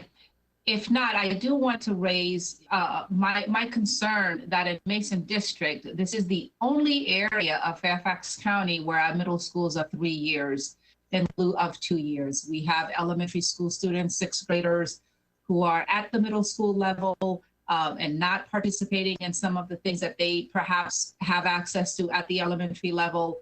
That is definitely for a longer conversation and a different discussion, but I did want to flag that as an area that I do want to delve into as we talk about consistency across Fairfax County, One Fairfax. This is an issue I would like to raise sooner rather than later. So thank you for that, Dan. My other question is regarding slide 10, where you talked about calculating the student per mile cost for transportation. Walk me through here in terms of what you guys mean here, because we have this transportation not only just to access to school, but we have. Okay. Yeah. Should I respond or are we out of time? You can go ahead. You understood the gist of my question. Absolutely. Okay. I didn't get a chance to complete it. Yes. So, one of the things we found through this review of the transportation program this past year is, the number of kids that are being transported all over the county for one reason or another. There's, of course, the AAP program. Kids are transferred to the center for that program. Of course, there's all the special ed requirements and, some other special programs that happen. But on top of all that, of course, there's the various sports activities, field trips, you name it. I'm probably missing half of them. the question is the county subsidizing the cost of all the various transportation? And, is that going back to a specific cost center? We're not sure. So we're trying to figure out what the cost per mile is. So if, for example, the athletic department at Robinson is sending kids to Edison, are they paying their pro rata share of that cost? Thank you. Ms. Keys-Gamarra, if I can just quickly finish, or otherwise I'd like to be added, I'll go back. If you don't mind, I'd like to list you as a go back and go through. Okay. Thank you. Ms. Tolan? Yes, hi. Thank you so much for your hard work on facilities. It's a big topic. And happy to have Jay Reddy working with you from Janesville. A couple of things. One, I mentioned in the last session, we are putting out our goals for a joint environmental task force next month. I'll make sure you've got those right away. If they match very nicely with your sustainability recommendations, right down to having our facilities and our curriculum sort of jiving together and using facilities to augment work that we're doing with our students. I also wanted to point out, reading the report, I think you've got something in there where you're asking for the school district to be more transparent in energy and water use information and energy efficiency. And I just want to point you to our Get to Green program has a website that our student teams and teachers use that does list building by building all of our energy and energy energy intensity, so you get the efficiency as well as the actual electric and natural gas usage, and it has water use as well. So it's already there and it's open to the public. Wanted to ask a little bit about your recommendation number 7 around maintenance, where you're talking about more closely keeping our budget aligned with industry standards. Is that a situation where those are like staffing ratios based on numbers of students, square footage, et cetera? And my understanding is we may be falling short in that area. Is that what you're referring to?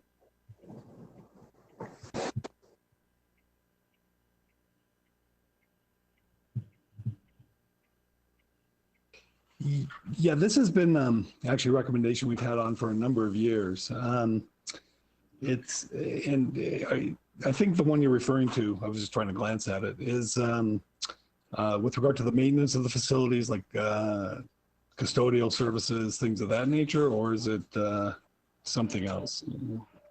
It's on page 3 of the report. It's number 7. We should align our budget requests more closely with industry standards. For example, the Association of Higher Education Facilities Officers, et cetera. Yes, so this, I think we had actually a chart on this in our last year's report. The recommended dollar per square foot for a facility, I think it's something in the $45 range, but what we actually allocate on it is much less than that. So we're advocating to include, and this is something I believe in the operating budget, that we include more under this line item for that. Charles, do I have that right, Charlie? Yes, and also the set aside for major maintenance as a percent of your budget runs in the neighborhood. I believe the industry standard is somewhere in the range of 4 to 7%, something like that, and we're at like less than 1%. And we understand why that happens. And what we're looking for is just a little more, bring it to the front of the deck, along with all the other cards that are in the deck there in the CIP, and make it, highlight it, or make it at least equal with, as well as building and remodeling and those types of things. There's major maintenance that needs to come out of the capital budget, and bringing this to the attention of the public and making them realize that we're not taking care of the assets the way at least the industry says. Now we manage and we're fine, but if we're trying to be industry standard, it's not there. Right. Just draw attention to it. Could you talk a little bit more about the closed circuit TVs at middle schools? The closed circuit at middle schools, yes. We we realize there's been a program that's been going on that a lot of middle schools have since gotten the closed circuit TV, but we're definitely advocating that by hook or crook all schools end up having the systems. All right, I guess my time's up. All right, thank you. Next we have Ms. Omid. Yeah, first of all, thank you guys for your work. The report was no doubt, long and robust, but easy to follow and organized in a way that was very helpful. So I appreciate that. I just have two questions. The first is, I saw the portion you had on boundaries and how those should be considered and your recommendations. I'm curious about where you see potential alignment with what I'm sure you're familiar will be coming as a boundary study for us on the board, and what considerations, how we should incorporate that feedback into that process. And then my second question is, you may be aware that the county had just recently announced their effort to have more collaboration in some of this decision making, in aligning with that long range vision that you're pointing out is so key, and I entirely agree. So I'm curious what you would prioritize in initiating efforts between ourselves and the county in moving forward with what you've proposed. Sure thing. As far as the boundary goes, we're not necessarily advocating for any specific boundary adjustment, but we, as a school board has been going through for the past couple of years, the process needs to be updated, and boundary studies in general probably need to occur in order to allow for the flexible management of the students that the school, with the schools being overcrowded. So there's certainly some adjustments that could be made that would alleviate crowding in some schools and put the students into other schools that are under capacity. So we're really just advocating for the school board to adopt the policy, with feedback from the consultant, FPAC, or yourselves. So that's number one. And then as far as what was your second question was on the county collaboration. The collaboration with the county, yes.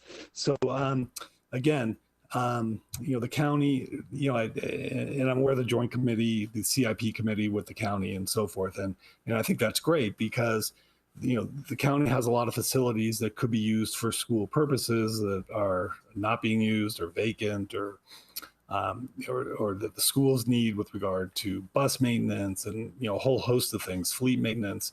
So in terms of shared facilities and co-location of certain resources, especially community resources, I think that's, should be the priority, which, and be able to deliver the services to the students and the families, at a central location.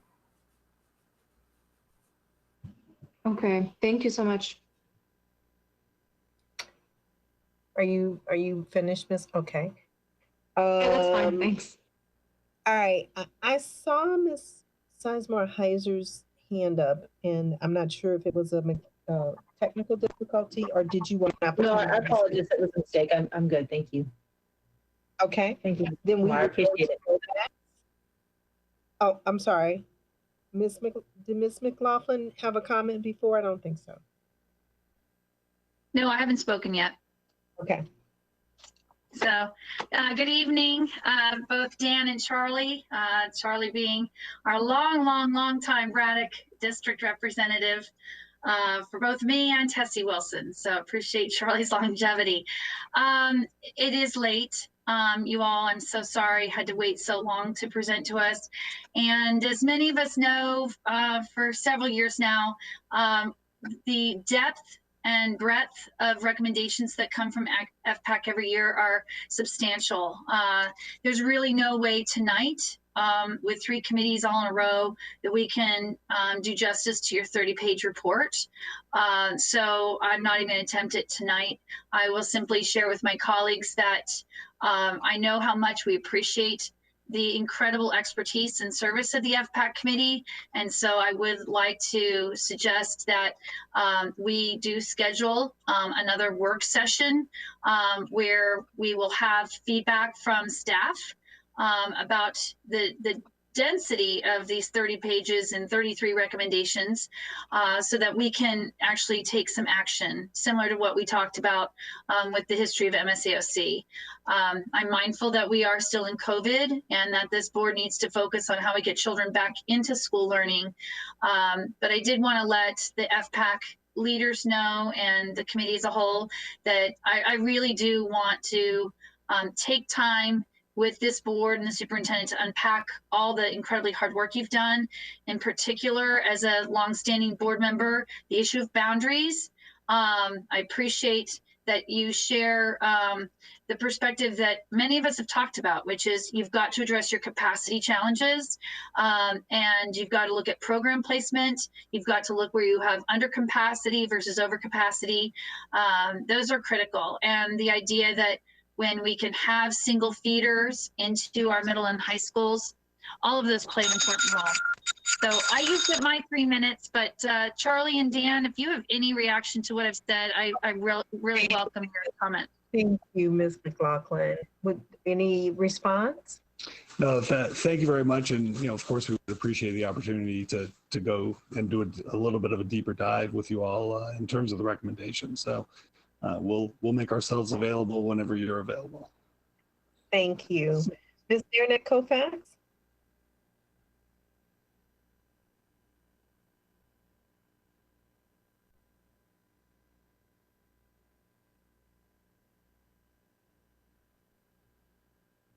Get me on camera. Hello, hi, thank you both for being here. I really do appreciate your time. I'm going to echo Ms. McLaughlin's comments. I thank you so much, as always, for your thoughtful analysis of ways in which we can improve our system. And I will be in support of asking for a deeper dive at an earlier hour where we can really look at this in the way, in a respectful way that it demands. So thank you so much for hanging on tonight while we are way behind schedule.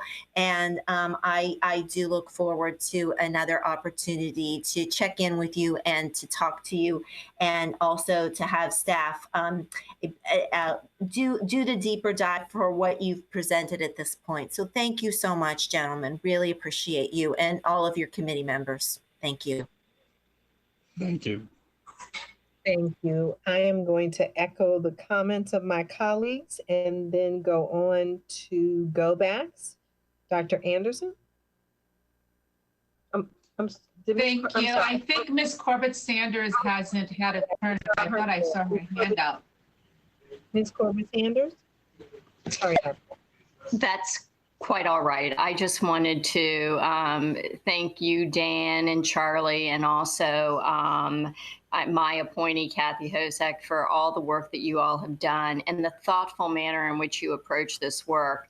I was especially pleased, as Dr. Anderson pointed out, I believe it was Dr. Anderson, about the split feeder recommendation. I think that that is critical to address, as well as your recommendations on, once again, highlighting the challenges we have with boundaries. And so I just wanted to personally thank you guys for all you're doing, and have not had the opportunity to take the deep dive into your report. I was dependent on your recommendations tonight in your presentation, which was very thorough. So thank you. Thank you. Make sure there's nobody else who hasn't spoke. Okay, Dr. Anderson? Thank you. I'll be brief. I just wanted to flag for staff who are in the room that I'm particularly interested regarding the transportation recommendation.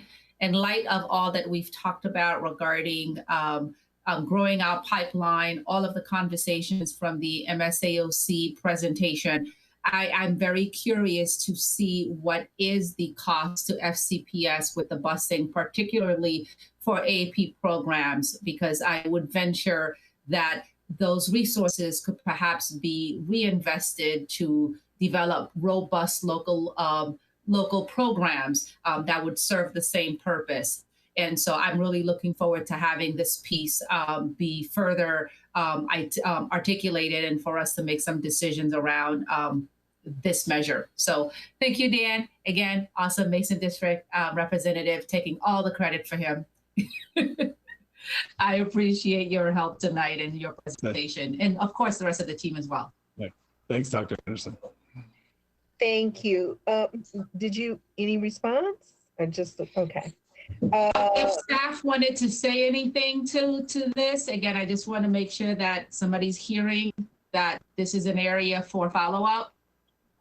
So I can say that we've costed this in the past for the board, and of course those dollars are older dollars, so we can certainly recost this and bring this information back to the board. Very much appreciated, Mrs. Smith. Thank you. Thank you. Ms. McLaughlin, are you asking for a go back? Okay, looks like she took her hand down. I don't see any other hands. I do thank you, gentlemen. I look forward to the opportunity to take that deeper dive. This is an area that is of great concern to our community, especially when we start talking about boundaries. And I'm so glad that you guys, with your expertise, are there to help us navigate some pretty difficult territory. So I don't see any other hands, and I will thank everyone for being here and turn the meeting back over to our chair, Dr. Anderson. Okay, thank you so much. I'm just getting my video. I do want to say thank you to our meeting managers, Ms. Omesh and Ms. Keys Gamara, and a particular thanks to all of our presenters, not just for your presentations this evening, but also for your work throughout the entire year. So MSAOC committee members, ACE committee members, and FPAC committee members, we are very grateful for all of your contributions. And now this concludes our meeting. It is 9:48, and I know there's some must-see TV tonight for all of us, so I would leave us to go do that. Thank you all, and good night. Good night.